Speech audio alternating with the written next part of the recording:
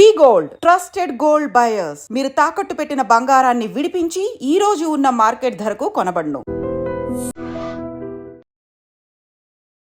సంక్రాంతికి ఉత్సవంలో ఒక ప్రాపర్ గోదావరి యాసతో మీరు మమ్మల్ని అందరినీ కూడా మెస్మరైజ్ చేశారు. సినిమా తయారవుతున్నప్పుడే మాకు అర్థమైన విషయం ఏంటంటే సినిమా విజయవంతంగా ఆడుతుంది. ఎక్కడ మొదలైంది మూవీస్ మీద ఈ యొక్క ఇంట్రెస్ట్? మా ప్రాంతంలో కానీ మా యొక్క వంశంలో కానీ కళ్ళు కులవృత్తిని చేసుకొని జీవించిన వాళ్ళే తప్ప ఫస్ట్ టైం మీరు ఆ తెరపైన మిమ్మల్ని మీరు చూసుకున్నప్పుడు మీకు వచ్చిన ఆ ఒక ఎక్స్ప్రెషన్ కానీ లేకపోతే ఆ అనుభూతి ఏంటి సార్ అది? మొట్టమొదటిసారి నేను ముఖానికి రంగు వేసుకునేది 1967 ఆర్ 68లో. ఓకే, నేను 8th ఆర్ 9th క్లాస్లో ఉన్నప్పుడు. మీరు కొంచెం కాలేజ్ డేస్ ఆ టైంకి వచ్చిన టైంలో సిద్దిపేటలో బాలాజీ థియేటర్ అనేది ఉంటే ఎన్టీఆర్ గారు అంటే వస్తున్నారు అనేటప్పటికీ ఆయనను పర్టికులర్గా వస్తున్నారు కాదు, ఎన్టీఆర్ మేము రప్పించారా? నాగేశ్వరరావు గారిని సిద్దిపేటకి పశుపతినాథ్ గారని ఒక మెడికల్ షాప్ ఓనర్ ఉండే అక్కడ. ఆయన ఒకరోజు తక్కువని నాగేశ్వరరావు గారిని సిద్దిపేటకి తీసుకొచ్చేసి మా కాలేజీ తీసుకొచ్చారు. చెప్పకూడదు కానీ మాకు ఒళ్ళు మండే. రామారావు గారిని కూడా తీసుకురావాలి, కానీ మాతోనే పోతుంది కాదు. కానీ అటువంటి వ్యక్తులు ఇంతకుముందు లేరు, ఇక ముందు రారు.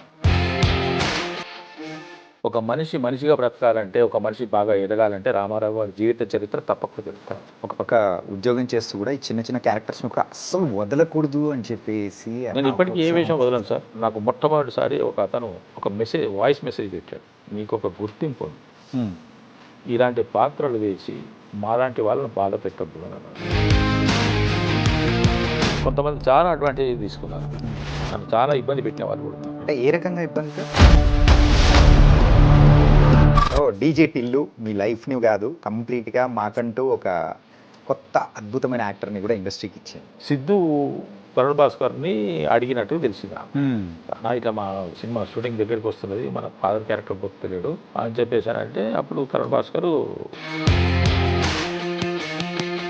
ఫస్ట్ ఫ్లైట్ ఎక్కింది ఎప్పుడు సార్? ఒకరోజు మేము శ్రీశైలం వెళ్ళాం మా ఫ్యామిలీ. ఓకే, నేను, నా భార్య, నా పిల్లలు.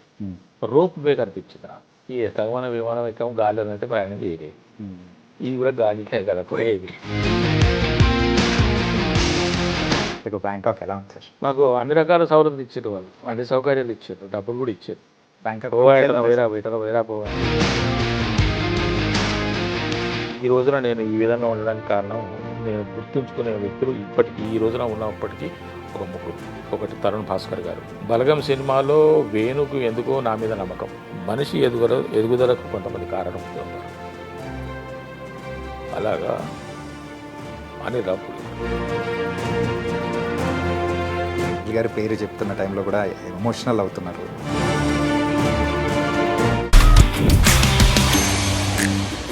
డీజే టిల్లులో ఫాదర్గా, సంక్రాంతికి వస్తున్నాంలో పెద్దరాజుగా, మరి శివరపల్లిలో కూడా పెద్ద సర్పంచ్లా, ఇలా క్యారెక్టర్లు చెప్పుకుంటూ పోతే ఎన్నో అద్భుతమైన క్యారెక్టర్లు కూడా చేస్తూ మనందరినీ బాగా ఎంటర్టైన్ చేస్తున్న మురళీధర్ గౌడ్ గారు.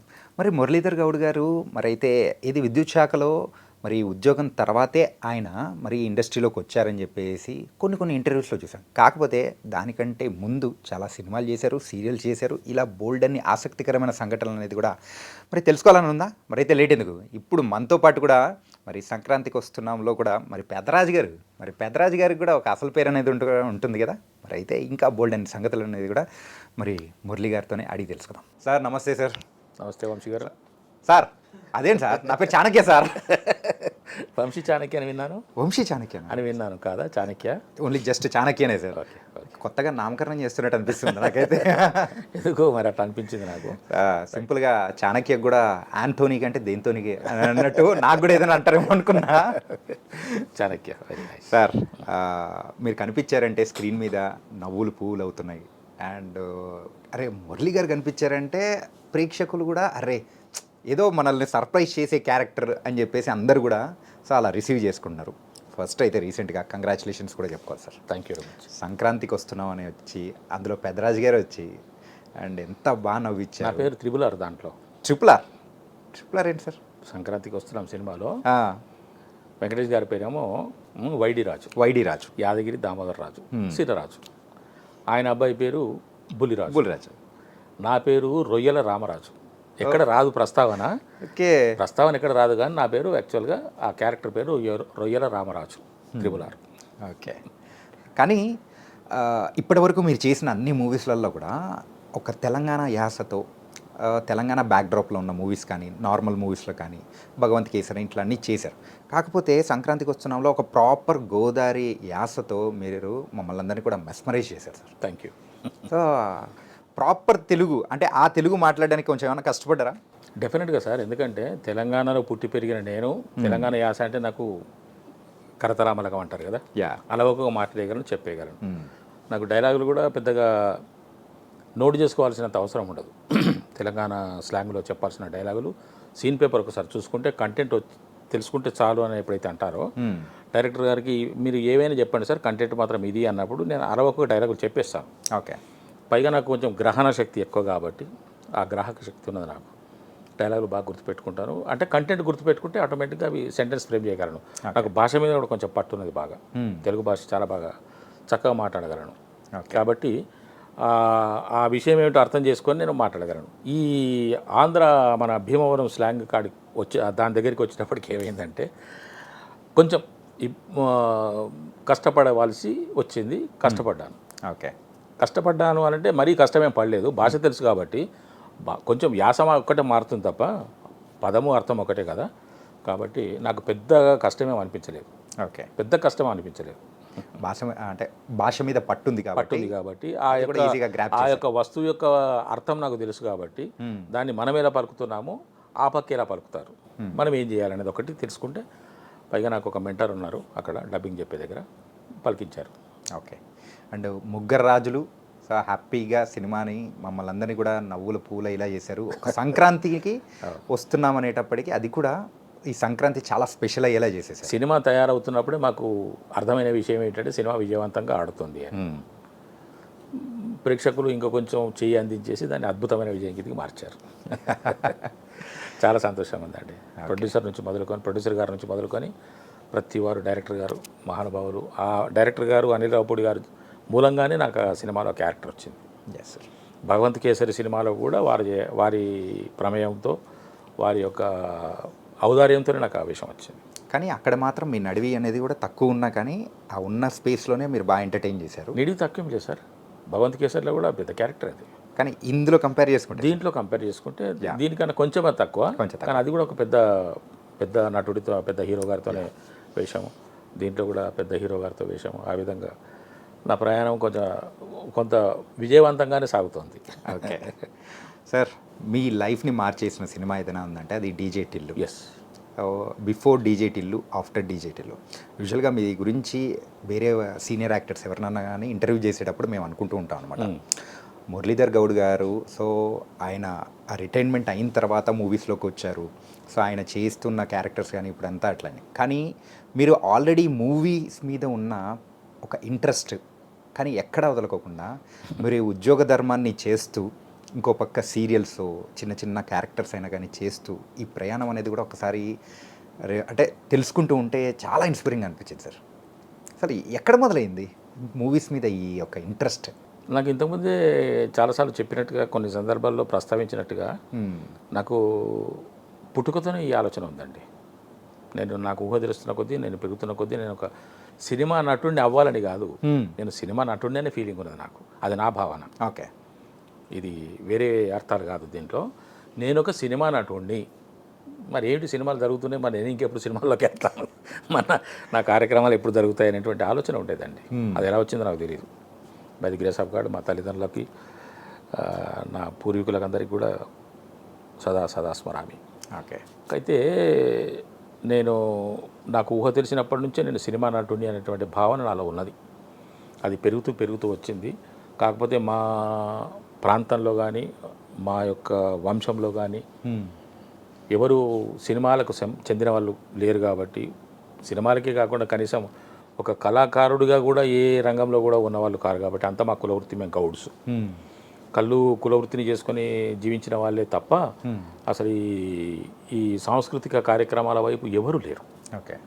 కాబట్టి అది దైవదత్తమైనటువంటి ఒక వరం నాకు భగవంతుడు అనుగ్రహించారు, అమ్మవారు అనుగ్రహించారు, కళామ తల్లి నన్ను 60 సంవత్సరాల తర్వాత నన్ను పర్లేదు ఎత్తుకుంది.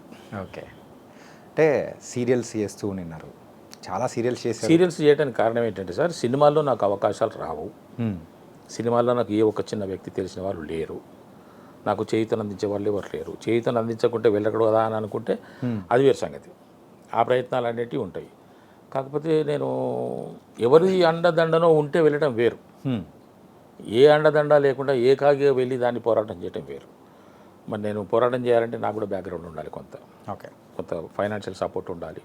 సరే బాబు నువ్వు వెళ్ళు చూసుకోపో, మేము ఇక్కడ సపోర్ట్ చేస్తామని చెప్పే వాళ్ళు ఉండాలి. నేను వెళ్తే అక్కడ లోటే తప్ప ఇంకా వేరే లేదు. మాది కొంచెం పేద కుటుంబమే, కొంచెం కాదు చాలా గట్టి పేద కుటుంబమే. 10 రూపాయలు కూడా మా ఇంట్లో లేని పరిస్థితి. నేను పుట్టినప్పుడైతే నేను పెరిగే దాదాపు నేను 4, 5, 6 తరగతులకు వచ్చేంత వరకు అసలు జీరోనే. ఏ పూట కాపుడైనా మా నాన్నగారు కూడా చాలా కష్టపడ్డారు. ఓకే.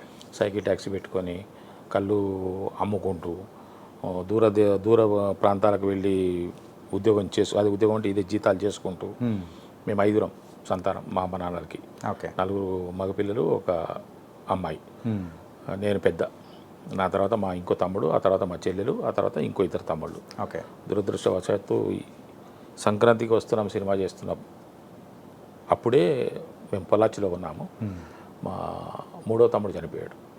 ఆయన హెడ్ మాస్టర్ ఉండే, గవర్నమెంట్ టీచర్గా చేసి హెడ్ మాస్టర్గా ఉండే. 23 ఆగస్టు నాడు చనిపోయాడు ఆయన.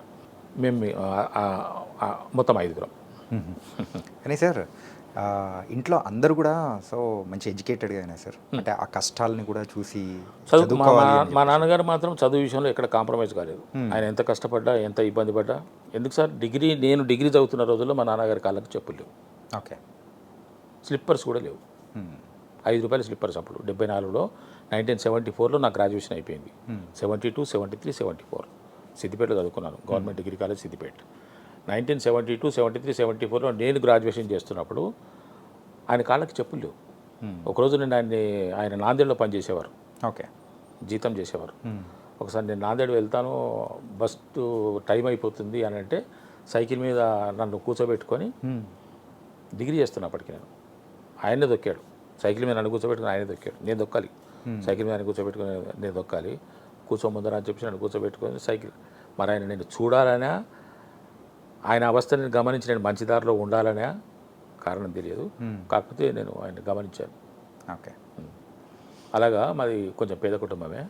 కాకపోతే మా నాన్నగారు ఎక్కడ కాంప్రమైజ్ కాలేదు. అందరికీ మంచి చదువులు ఇప్పించాడు. మా చనిపోయిన తమ్ముడు గ్రాడ్యుయేటు, మా 4th వన్ పోస్ట్ గ్రాడ్యుయేటు, నేను గ్రాడ్యుయేట్ని. మా 2వ తమ్ముడు ఇంటర్మీడియట్ పాస్ అయ్యాడు. ఆయన బీఈడి కాలేజ్ ఒకటి పెట్టుకొని బాగానే రన్ చేశారు సంగారెడ్డిలో. మిలీనియం బీఈడి కాలేజ్ అని పెట్టారు, ఇప్పుడు లేదు. ఆయన మంచి వ్యాపారంలో ఉన్నారు. సార్ యూజువల్గా మీ లైఫ్లో సో ఎప్పుడైనా కానీ ఆ సినిమా మీద పిచ్ అనేది కూడా ఒకటి ఉన్నప్పుడు, సో ఉద్యోగం అనేది కూడా ఒక వ్యామోహం ఉన్నది. నాకు పిచ్చి లేదు, వ్యామోహం. Okay, correction. కోరిక ఉంది, నటుడు కోరిక ఉంది. పిచ్చి ఉన్నట్టు నేను వచ్చేవాడిని, అన్నీ దులిపేసుకొని నేను పిచ్చి అని చెప్పేసి అని వచ్చి ఉండేవాడిని. నటుడిని కదా, నేను నటుడు అవుదామని చెప్పేసి అనుకోండి. నేను నటుడిని కాబట్టి, ఇది ఒకటి ఉందండి అండర్లైన్ చేసుకోవాల్సిన విషయం. నేను నటుడిని కాబట్టి నాకు తొందర లేదు, నేను ఎప్పటికైనా రాణించగలను. మనకు కావాల్సింది ఏంది, నటుడు కావటమే కదా. ఒక చిన్న పాత్ర ఇచ్చేసి చేస్తే అది నటనే, మనం నటుడే కాబట్టి తొందర లేదు. మనం ఎప్పుడైనా వెళ్ళొచ్చు, చేయొచ్చు. కాకపోతే ఇంకెప్పుడు వెళ్తామని ఒకటి లోపల కొంచెం బెరుకుంటేది. వెళ్ళిపోవాలి, తొందరగా వెళ్ళిపోవాలి. నాకు కాన్ఫిడెన్స్ అండి, 100% నాకు కాన్ఫిడెన్స్ ఉన్నది. నేను డెఫినెట్గా ఒక మంచి నటుడుగా అంటే ఇదంతా నా అభిప్రాయమే. ఇది దాన్ని ఏమంటే ఓవర్ కాన్ఫిడెన్స్ కూడా కాదు, డెఫినెట్లీ కాన్ఫిడెన్స్. నా ఆత్మవిశ్వాసం నాకున్నది, దాన్ని చెప్పుకోవచ్చు. నేను ఒక నటుడిని, డెఫినెట్గా నేను ఒక నటుడిగా రాణిస్తాను అనేటువంటి నమ్మకము, ఆత్మవిశ్వాసం నా లోపల ఉన్నది. కాబట్టి ఎప్పటికైనా నేను వెళ్తాను, సాధిస్తాను, తెర మీద నేను కనపడతాను అనేటువంటి నమ్మకము, ఒక భరోసా నాకు నేనే కలిగించుకున్నాను. అది నాకున్నది. సార్ ఈ సందర్భం వచ్చింది కాబట్టి ఒకటి అడుగుతా సార్, ఫస్ట్ టైం మీరు ఆ తెరపైన మిమ్మల్ని మీరు చూసుకున్నప్పుడు మీకు వచ్చిన ఆ ఒక ఎక్స్ప్రెషన్ కానీ లేకపోతే ఆ అనుభూతి ఏంటి సార్? అది మీరు నమ్ముతారో నమ్మరు, నాకు అది చాలా క్యాజువల్గా అనిపించింది. క్యాజువల్ రియల్లీ అనిపించింది అంతే. ఇది ఏ మూవీ టైంలో అది అనిపించింది? ప్రకాష్ రాజ్ గారితో నేను. అయితే ఏమైంది సార్, ఈ కొంచెం బ్యాక్ వెళ్ళాల్సి వస్తుంది, ఖచ్చితంగా ఇక్కడ దగ్గర రావాలంటే కొంచెం బ్యాక్ వెళ్ళాల్సి వస్తుంది. మొట్టమొదటిసారి నేను ముఖానికి రంగు వేసుకునేది 1967 ఆర్ 68లో. ఓకే. నేను 8th ఆర్ 9th క్లాస్లో ఉన్నప్పుడు, ఎయిత్ క్లాస్ కాదు 9th క్లాస్లో ఉన్నప్పుడు 67, 9th క్లాస్లో ఉన్నప్పుడు గజ్వెల్లో, నేను చదువుకున్నది గజ్వెల్ జిల్లా పరిషత్ హై స్కూల్ గజ్వెల్లో చదువుకున్నాను. 8, 9, 10 అండ్ హెచ్ఎస్సి. మాది హెచ్ఎస్సి లాస్ట్ బ్యాచ్. ఆ తర్వాత నుంచి లేదు. 1969లో హెచ్ఎస్సి అంటే హయ్యర్ సెకండరీ సర్టిఫికెట్. అది 11th క్లాస్, 8, 9, 10, 11 హెచ్ఎస్సి. ఆ తర్వాత పియూసి, ఆ తర్వాత డిగ్రీ ఉండేది అప్పుడు. ఓకే. ఆ విధంగా హెచ్ఎస్సి మాది last batch, PUC last batch, ఆ తర్వాత డిగ్రీ. ఓకే. ఆ తర్వాత హెచ్ఎస్సి పియూసి రెండు తీసేసి ఇంటర్మీడియట్ పెట్టారు, రీప్లేస్ చేశారు. 10th క్లాస్ తర్వాత inter first year, second year, then degree. అప్పుడు మాకేముండే 10th HSC PUC and degree. అలాగే ఉన్న పరిస్థితుల్లో నేను గజ్వెల్లో 9th క్లాస్లో ఉన్నప్పుడు, అప్పుడు 1966లో లేక అంత క్రితమే, నాకు గుర్తులేదు, 62 to 66 మధ్యలో చైనా వార్ వచ్చింది సార్. ఇండియా చైనా వార్ వచ్చింది. ఆ వార్లో మనం గెలిచాం. ఆ వస్తువుని తీసుకొని మా స్కూల్ యానివర్సరీ ఉంటుంది ఒకటి, సెల్ఫ్ గవర్నమెంట్ డే అని ఒకటి ఏర్పాటు చేస్తుంది. మీకు ఐడియా ఉందో లేదో. అప్పుడు మా రోజుల్లో సంవత్సరానికి ఒకసారి సెల్ఫ్ గవర్నమెంట్ డే అని ఒక రోజు పెట్టేవారు. ఓకే.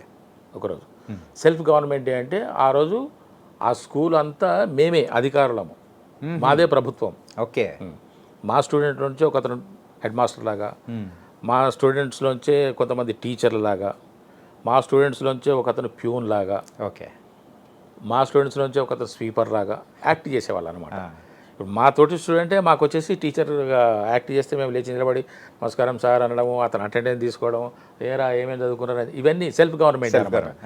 ఆ రోజు ఒకరోజు జరిగిన తర్వాత కొన్ని ఎస్ఏ రైటింగ్స్ పెట్టేసి, డ్రాయింగ్స్ పెట్టేసి, కల్చరల్ యాక్టివిటీస్ కూడా కండక్ట్ చేసేవాళ్ళు. ఆ విధంగా ఒకసారి కల్చరల్ యాక్టివిటీస్ కోసము మా చిలిమిల కృష్ణ గారని నాకు బాగా నన్ను తన కొడుకులాగా భావించి నన్ను బాగా తిట్టి కొట్టి నాకు బుద్ధి నేర్పినటువంటి టీచర్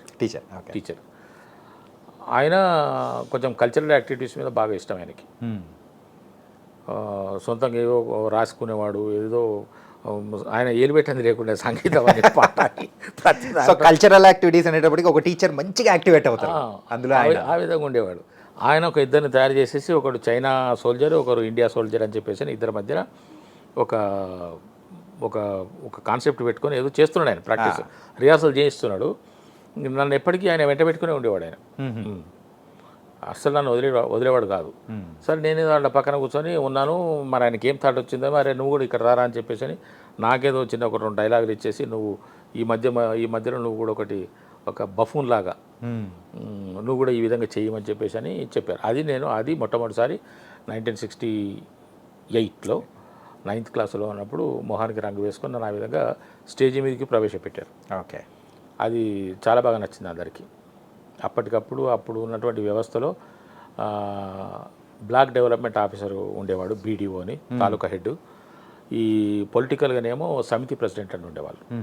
అప్పుడు మా గజ్వెల్కు సమితి ప్రెసిడెంట్గా కొడకండ్ల రంగారెడ్డి గారని ఉండేవారు. ఆయన ఇమ్మీడియట్గా స్టేజ్ మీదకి వచ్చేసి నన్ను బాగా అప్రిషియేట్ చేసి భుజం తట్టి జేబులో నుంచి తీసి 10 రూపాయలు ఇచ్చారు. చాలా గొప్ప విషయం, చాలా గొప్ప విషయం. నేను మొట్టమొదటిసారి రంగప్రవేశం చేసి అభినందనలు పొంది పారితోషికం తీసుకున్నటువంటి సందర్భం. అది నాకు మొట్టమొదటి అవకాశం వచ్చింది. ఆ తర్వాత ఇంకొక 2 సార్లు కూడా వివిధ సందర్భాల్లో అదే స్కూల్లో డ్రామాలు వేసినప్పుడు నా చేత క్యారెక్టర్స్ వేయించాడు సార్. కానీ సార్, ఈ నాటక రంగంలో అంటే పర్టికులర్గా చేసేది అది మాత్రం అట్లా ఏం లేవు కదా సార్? లేదండి, అస్సలు లేదు. నాకు ఎవరు గురువు లేరు. నేను ఏ ఇన్స్టిట్యూట్లో చేయలేదు, ఏ కోర్సు చేయలేదు. తర్వాత స్టేజ్ నాటకాలు నేను వేస్తుంటాను. ఎప్పుడు వేస్తుంటాను, ఇప్పుడు ఎవరైనా ఉండి, సార్ మేము ఒక నాటకం వేస్తున్నాము, దాంట్లో ఒక క్యారెక్టర్ ఉంది, చేయండి సార్ అంటే, మా సినిమాలో క్యారెక్టర్ ఉంది సార్ చేయండి అంటే ఇలాగ చేస్తాము. ఆ విధంగా చేశాను, ఇంతకుముందు చేశాను, ఇప్పుడు కూడా అవకాశం వస్తే చేస్తాను. ఆ విధంగా నేను ఒక 3-4 నాటకాలు వేశాను. ఇది ఆ రోజుల్లో వేయలేదు, ఈ మధ్య కాలంలో. ఓకే.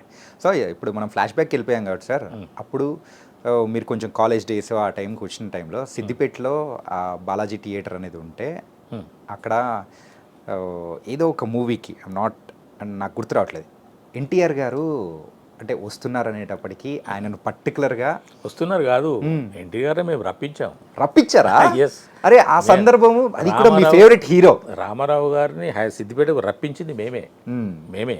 అంటే ఆ టైంలో కూడా మీరు అంటే ఎన్టీఆర్ గారిని కూడా కోరారంట కదా, ఏంటంటే అచ్చ తెలుగు. సో అంటే ఆయన విగ్రహం, లాల్చి పంచ, ఆయన విగ్రహము, ఆయన ఆహార్యము మాకు ఆరాధ్యం. మేము ఆయన్ని మేము ఒక 10-15 మంది ఉన్నాం సార్. డిఫరెంట్ కోర్సెస్ అంటే బీఏ వాడు, బీకామ్ వాడు, బీఎస్సీ వాడు ఇట్లా ఉన్నా కూడా, ఇంటర్మీడియట్ వాడు ఉన్నా కూడా ఈ వీళ్ళందరం కూడా రామారావు గారంటే పడి చచ్చేవాళ్ళం. ఓకే.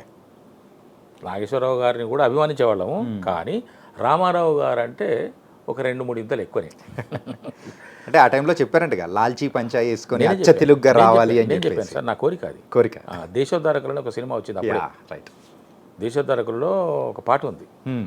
ఆయన అంటారన్నమాట, వాళ్ళు ఏదో బాల్రూమ్ డ్యాన్స్లో ఏవో చేస్తుంటే, ఇదేనా మన సంస్కృతి, ఇదేనా మన పద్ధతి, ఇదేనా మన భారతీయుల యొక్క ఇది అని అంటే, అప్పుడు వాణిశ్రీ గారు పాడతారు ఒక పాట.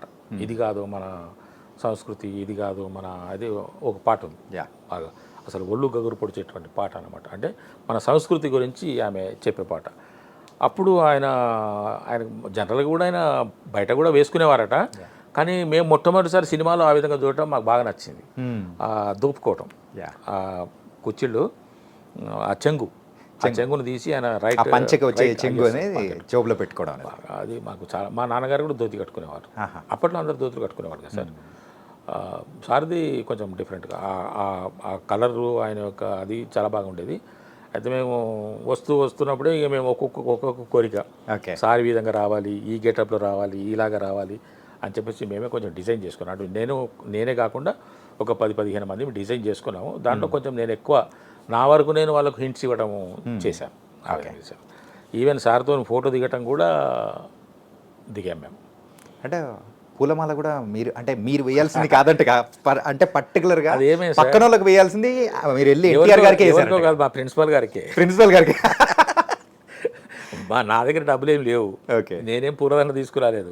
కాకపోతే ఈ ఆర్గనైజ్ చేసిన వాళ్ళు ఒక 5-6 పూలదండలు తీసుకొచ్చారు. తీసుకొస్తే స్టేజ్ మీద ప్రిన్సిపల్ గారు, రామారావు గారు, ఆ బాలాజీ టాకీస్ ఓనర్ కన్యాలాల్ గారు, ఎందుకంటే ఆయనే తీసుకొచ్చారు. కన్యాలాల్ బల్దువా గారు అని Balaji talkies owner, I mean ఒక one of the partner. 4 partners. దాంట్లో మా ఫ్రెండ్ వాళ్ళది కూడా ఒక పార్ట్నర్షిప్ ఉన్నది. వాడు ఉన్నాడు కూడా ఇప్పుడు జిల్లా జోగేంద్రనాథ్ అని సిద్దిపేటలో ఉన్నాడు. వాడు నా క్లాస్మేట్. అయితే వాళ్ళది కూడా పార్ట్నర్షిప్ ఉన్నది. ఈ కన్యలాల్ గారిని మేము బాగా ఎందుకు ఒత్తిడి చేశామంటే దానికన్నా కొంచెం వెనకాల నాగేశ్వరరావు గారిని సిద్దిపేటకి పశుపతినాథ్ గారని ఒక మెడికల్ షాప్ ఓనర్ ఉండే అక్కడ. నాగేశ్వరరావు గారికి బాగా అభిమానం. ఆయన వీరాభిమాని మామూలు కాదు. ఆయన టోటల్ 24 అవర్స్ డైరీ చెప్పేవాడు. ఆయన 24 అవర్స్ డైరీ చెప్పేవాడండి. అంతగా ఆయనని ఫాలో అయ్యేవాడు.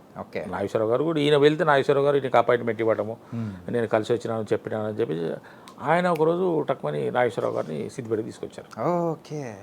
తీసుకొచ్చేసి మా కాలేజీకి తీసుకొచ్చారు. చెప్పకూడదు కానీ మాకు ఒళ్ళు మండింది. చెప్పకూడదు అది. అంటే మాకు బాధ కలిగింది, ఒళ్ళు మండింది. అరే నాగేశ్వరరావు గారు వచ్చారు, ఓకే నాగేశ్వరరావు గారు వచ్చారు, నో మేము రామారావు గారిని కూడా తీసుకురావాలి.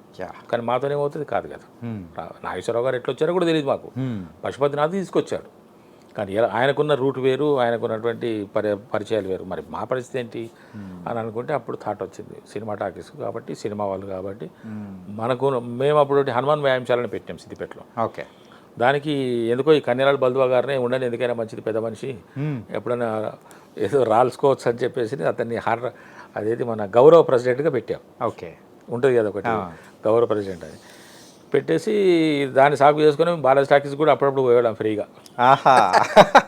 మరి మేము ఒకరా ఇద్దరమా 7-8 మంది ఉంటుంటామండి. ఎప్పుడు 24 అవర్స్లో మేము ఒక 7-8 మందిమి ఫ్రెండ్స్మి. లిటరల్గా 24 అవర్స్లో ఒక 4 అవర్స్ మాత్రమే మేము విడిపోయి ఉండేవాళ్ళం. మిగతా 20 గంటలు కలిసే ఉండేవాళ్ళం. ఆ 4 గంటలు కూడా ఇంటికి వెళ్ళి రాత్రి కూడా కలిసే ఉండేవాళ్ళం. ఒక రూమ్ తీసుకొని ఉండేవాళ్ళం మేము. ఆ రూమ్లోనే పడుకుంటున్నాం అందరం. పొద్దున ఇంటికి పోవడం, బ్రష్ చేసుకోవడం, స్నానం చేయడం, టిఫిన్ చేసి కాలేజీకి వెళ్ళడం, మళ్ళీ మధ్యాహ్నం వచ్చి మళ్ళీ భోజనం చేసి మళ్ళీ కాలేజీకి వెళ్ళడం, మళ్ళీ రాత్రికి వచ్చి భోజనం చేసి బయటకు వెళ్ళడం. ఇవే ఇంట్లో గడిపే టైం. మిగతా టైం అంతా మేము అందరినీ కలిసి ఉండేవాళ్ళం. డెఫినెట్గా కలిసి ఉండేవాళ్ళం. ఒక్క క్షణం కూడా విడిచిపెట్టి ఉండేవాళ్ళం కాదు. దాంట్లో ఇప్పుడు 2-3 లేరు. మేమంతా థికెస్ట్ ఫ్రెండ్స్. అయితే అప్పుడు కన్యలాల్ గారిని పోయి ఆయనకు సార్ ఇట్లా నాగేశ్వరరావు గారు వచ్చారు, మరి మనకు కూడా రామారావు గారు తీసుకురావాలి సార్, అట్లా ఇట్లా చెప్పేసానంటే ఆయన మొత్తానికి ప్రయత్నం చేసి తీసుకొచ్చారు.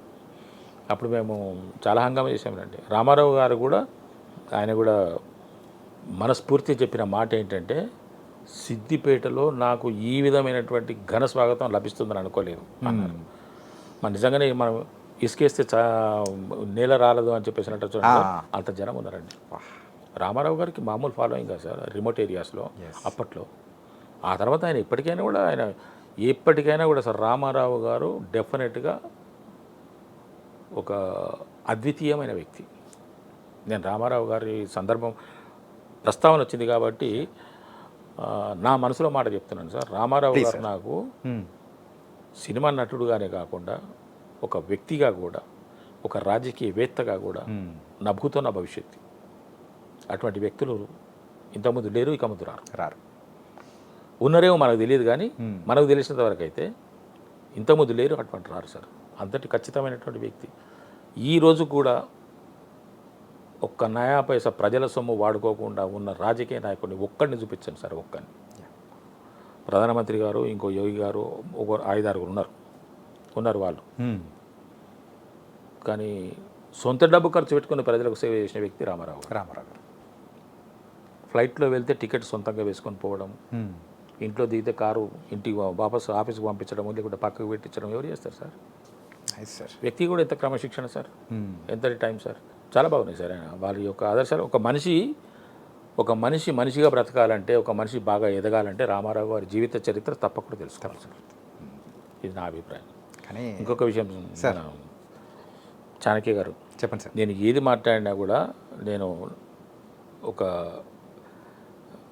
మెజారిటీ పీపుల్ అంటే మహానుభావులు కొంతమంది ఉంటారు, అందరూ అట్లాని కాదు, వేరే విషయం. కానీ నేను ఏదైనా టాపిక్ మాట్లాడుతుంటే కూడా 90% మంది గురించి మాట్లాడతాను. 10% మంది, ఇప్పుడు అందరూ లంచగొండలే అని అనడానికి అంటున్నామంటే 10% ఉంటారు. అందరూ దొంగలంటే 10% నిజాయితీ పరులు ఉంటారు. అటువంటి వాళ్ళని మినహాయించుకొని మనం జనరల్గా ఇప్పుడు ఉన్నటువంటి పరిస్థితుల్లో ఇలాంటి వాళ్ళు ఉన్నారని చెప్పడమే నా ఉద్దేశం. అర్థమైంది సార్. సార్, ఎన్టీఆర్ గారితో తీసుకున్న ఫోటో అనేది ఉందా? ఉంది సార్. మెమరబుల్ కదా? ఉంది.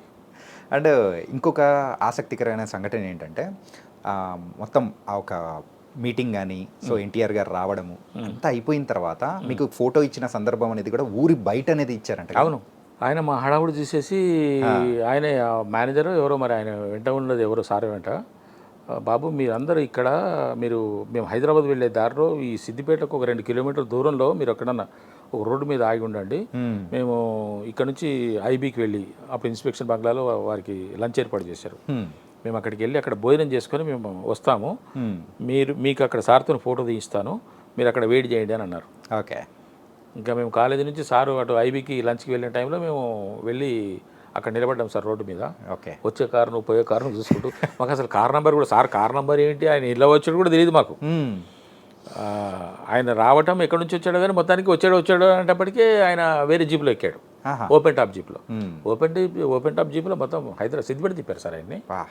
మేమే చూపించాం రూట్ కూడా, ఈ రూట్ నుంచి ఇటు, ఇటు నుంచి ఇటు, ఇటు నుంచి ఇటు, అక్కడ చివరికి కాలేజీకి రావాలి, కాలేజీ నుంచి ఐబీకి వెళ్ళాలి అని చెప్పేసి అని. ఆ విధంగా మేము వచ్చే కారు పోయే కారు చూస్తే సార్ వచ్చారు. 2 కార్లు వచ్చాయి. ఒక కారులో ఉంచి సార్ దిగి, మేము అంతకుముందు చూసిన రామారావు గారు వేరు, ఇక్కడ ఉన్న రామారావు గారు వేరు. ఎందుకంటే అక్కడంతా హడావుడి, గోలగోల. ఇక్కడ ప్రశాంతంగా ఉన్నారు, ఫ్రెష్ అయినట్టున్నారు, ఇంత భోజనం చేసుకున్నట్టున్నారు, తిరిగి మనం మన స్టేషన్కి వెళ్ళిపోతున్నాం కదా అని నిదానంగా ఉన్నారు. వచ్చాడు, దిగాడు, చూసి అటు ఇటు చూసి అక్కడ దిగుదాం ఫోటో అని చెప్పేసి నా చెట్టు దగ్గర తీసుకెళ్లారు. అందరం నిలబెట్టారు. నేను ఎలాగ తాకాలి, ఎలా తాకాలి, అదొక అంటే ఇప్పట్లాగా కాదు సార్. ఇప్పుడు సెల్ఫీలు తీసుకుంటామని చెప్పేసి వచ్చి భుజాల మీద చేసి, లేకుంటే షర్ట్ లాగేసి ఫోటో తీయ అని చెప్పేసి అనడం కాదు కదా. ఒక సినీ ఆర్టిస్ట్ని చూడాలంటే, అప్పట్లో మా రోజుల్లో సినీ ఆర్టిస్ట్ని చూడాలంటే ఒక 50 అడుగుల దూరం ఉండేవాళ్ళం. వెళ్ళటమా, ఆయన ఎలా పలకరించాలి, ఫోటోలు తీసుకునడం అనేది అప్పుడు కెమెరాలు కూడా తక్కువ కదా సార్. ఎక్కడో ఆ ఫోటో దిగితే వాడు ఎప్పుడు ఇస్తాడో ఇవ్వడో తెలియదు. అప్పట్లో అలాగ ఉండేది కదా. అట్లా అని చెప్పేసి అనుకుంటే, మరి తాకాలి, ఇలాగ తాకాలి, ఆయనది ఒకసారి తాకాలని. ఎందుకంటే మళ్ళీ రామారావు గారిని మనం ఎక్కడ చూస్తాం సార్ మళ్ళీ మనం కదా. నేను నటుండి అనేటువంటి ఫీలింగ్ నాలో ఉన్నది, నేను ఎప్పటికైనా సినిమాలో చేస్తానని ఆలోచన ఉన్నది, కానీ రామారావు గారితో నేను ఎప్పుడు చేస్తానో ఎలా చేస్తానో తెలియదు కదా. రైట్ కదా సార్. అసలు నాకు ఉన్నది ఊహ, ఉన్నది ఆలోచన, చేయాలని కృతనిశ్చయంతో ఉన్నాను నేను. అది దాంట్లో ఎక్కడ నేను రాజీ పడలేదు. కానీ ఎప్పుడో ఏమిటో రైట్ అనేదే. అందుకని తాగాలనుకుంటే ఆయన అందరు నిలబెడుతుంటే నేనే అరే కొంచెం వెనక జరుగురా అని జరుపుతూ వెళ్ళి ఆయన కాళ్ళ దగ్గర తనకైతే సాధించారు సార్. ఇలాగ చూశాడు సార్ ఆయన. ఆ చూపులు నాకు ఇప్పటికి గుర్తుంది. ఆయనది ఒక చూపు, నాగేశ్వరరావు గారి ఒక చూపు నాకు బాగా గుర్తున్నాయి సార్. ఓకే. ఒకసారి నేను ఆయన పంచ కూడా సర్దే అన్నాను. పంచను ఇట్లా సర్ది ఆయన కాలు దాకా. జనరల్గా ఎవరి కాలు ముట్టుకున్నాను నేను, ఎవరి కాలు ముట్టుకోను సార్. ఓకే. మా తల్లిదండ్రులే తప్ప ఎవరి కాలు ముట్టుకున్నాను. మా గురువు కృష్ణ గారు అని చెప్పాను కదా, కృష్ణ గారి వైఫ్ మా అమ్మగారు ఉన్నారు, ఆమె కాళ్ళు ఒకటి పట్టుకుంటాను. ఇంకెవరి కాళ్ళు అందరిని ఆరాధిస్తాను, గౌరవిస్తాను, ప్రేమిస్తాను, కానీ కాళ్ళు పట్టుకోవడం కానీ నాకు అందుకు ఆయన తాకాలనిపించింది. ఓకే. చూశారు సార్ ఆయన ఒకసారి, నేను ఎలా లేస్తుంటే అలాగా నన్ను చూశాడు ఆయన. ఓకే. ఆ లుక్ ఒకటి గుర్తుంది నాకు. నాగేశ్వరరావు గారు రవీంద్ర భారతిలో 2013 సార్, నేను రిటైర్ అయిన తర్వాత మా మనవాడిని ఎత్తుకొని రవీంద్ర భారతికి వెళ్ళి ప్రోగ్రామ్ అయిపోయింది. నాగేశ్వరరావు గారు అందరూ డిస్పర్స్ అవుతున్నారు, నేను స్టేజ్ మీదకి వెళ్ళిపోయాను. అందరూ వెళ్ళిపోతున్నారు, ఆడియన్స్ కూడా వెళ్ళిపోతున్నారు, సార్ కూడా ఇక వచ్చేటానికి ఉన్నారు. నేను నా మనవాడిని ఎత్తుకొని, వాడు అప్పుడు 4 years, వాడు 2009లో పుట్టాడు. వాడిని ఎత్తుకొని తీసుకెళ్ళి ఆయన అటు చూస్తున్నాడు, వీడిని ముద్దు పెట్టుకో సార్ అని చెప్పేసి ఇట్లా ముద్దు తీశాడు. ఆయన ఇటు టర్న్ అవుతున్నాడు, వీడు ముద్దు ఇచ్చాడు సార్, ముద్దు పెట్టుకున్నాడు. ఓకే. అసలు వీడిని చూడని కూడా చూడలేదు సార్. ఆయన తిరుగుతూనే ఉన్నాడు, ఆయనకు కిస్ వచ్చింది ఇక్కడికి. ఓ స్వీట్ కిస్ అని చూశాడు సార్. ఓకే. చూసి నాకు ఇప్పుడు గుర్తుంది, స్వీట్ కిస్ అని ఇట్లా చూసి నన్ను చూశాడు ఒక్కసారి. ఏం చేస్తుంటారు మీరు అని అడిగాడు సార్. 2013లో సార్. 2013. ఓకే. ఏం చేస్తుంటారు మీరు అన్నారు.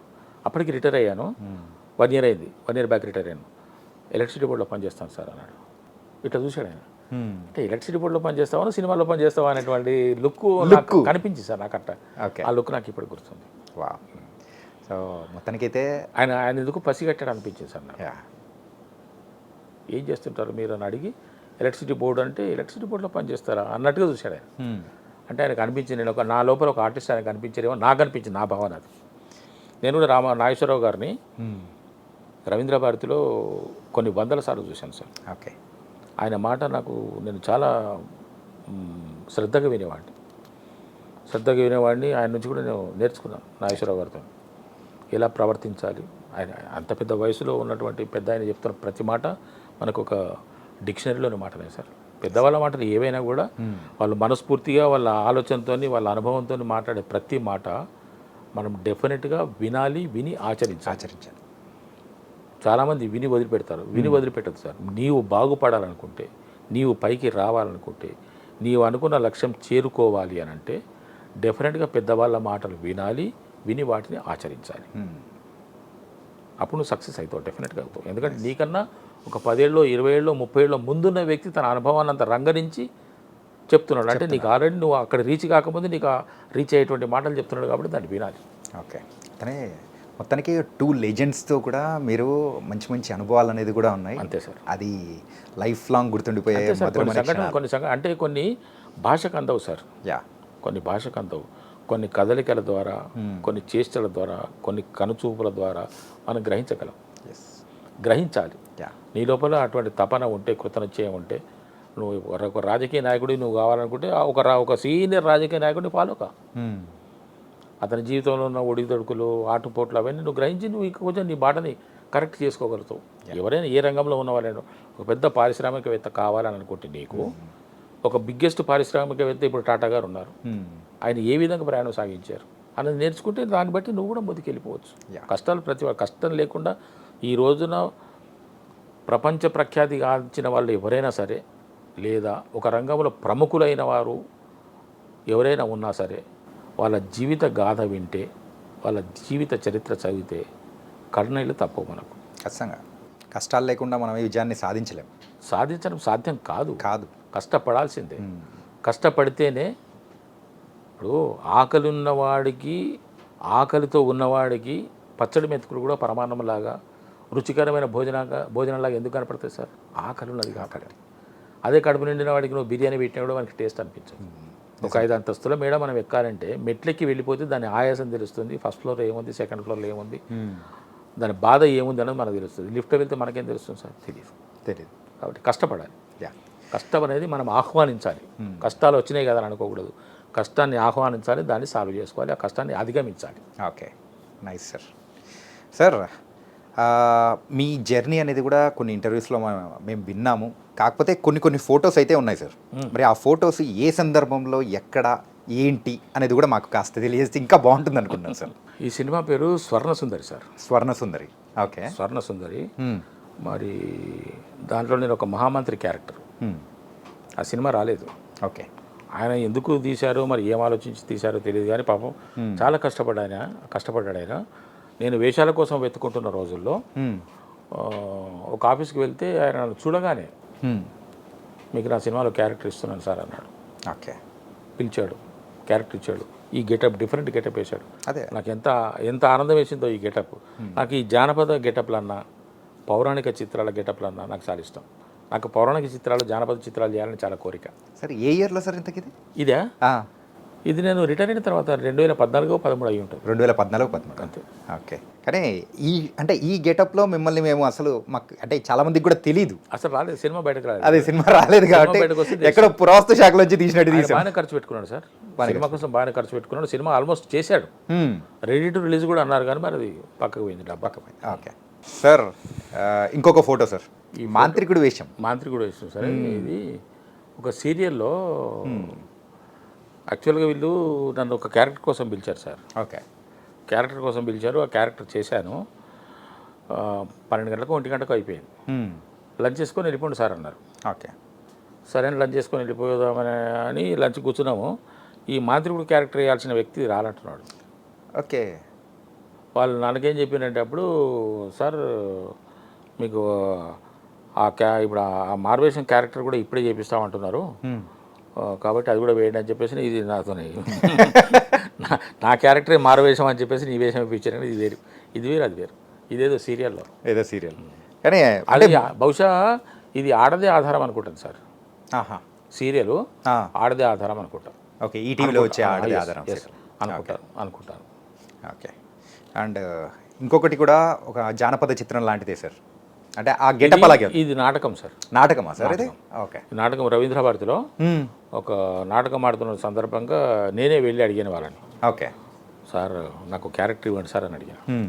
అడిగితే క్యారెక్టర్ అంటే మరి ఒక భటుడు క్యారెక్టర్ ఉన్నది వేస్తావా అని అన్నాడు. వేస్తాను సార్ అన్న. వేస్తాను సార్ అంటే దాంట్లో ఏముండదు, డైలాగులు ఏముండవు, ఒక డైలాగ్ ఉంటుంది. వచ్చి రాజుగారికి ఆ డైలాగ్ చెప్పేసి తిరిగి వెళ్ళిపోవడమే. అయినా చాలా అని చెప్పేసి మనం నాటకం, స్టేజ్ మీద నాటకం ఉండాలి, మనం ఆ నాటకంలో కనపడాలి అని చెప్పేసి చేసిన క్యారెక్టర్. ఇంకోటి హరికథ చెప్పే గెటప్. ఇది హరిదాస్. ఇది సారథి స్టూడియోలో తీసేది సార్. ఇది కూడా ఒక సీరియల్ హరిదాస్ క్యారెక్టర్.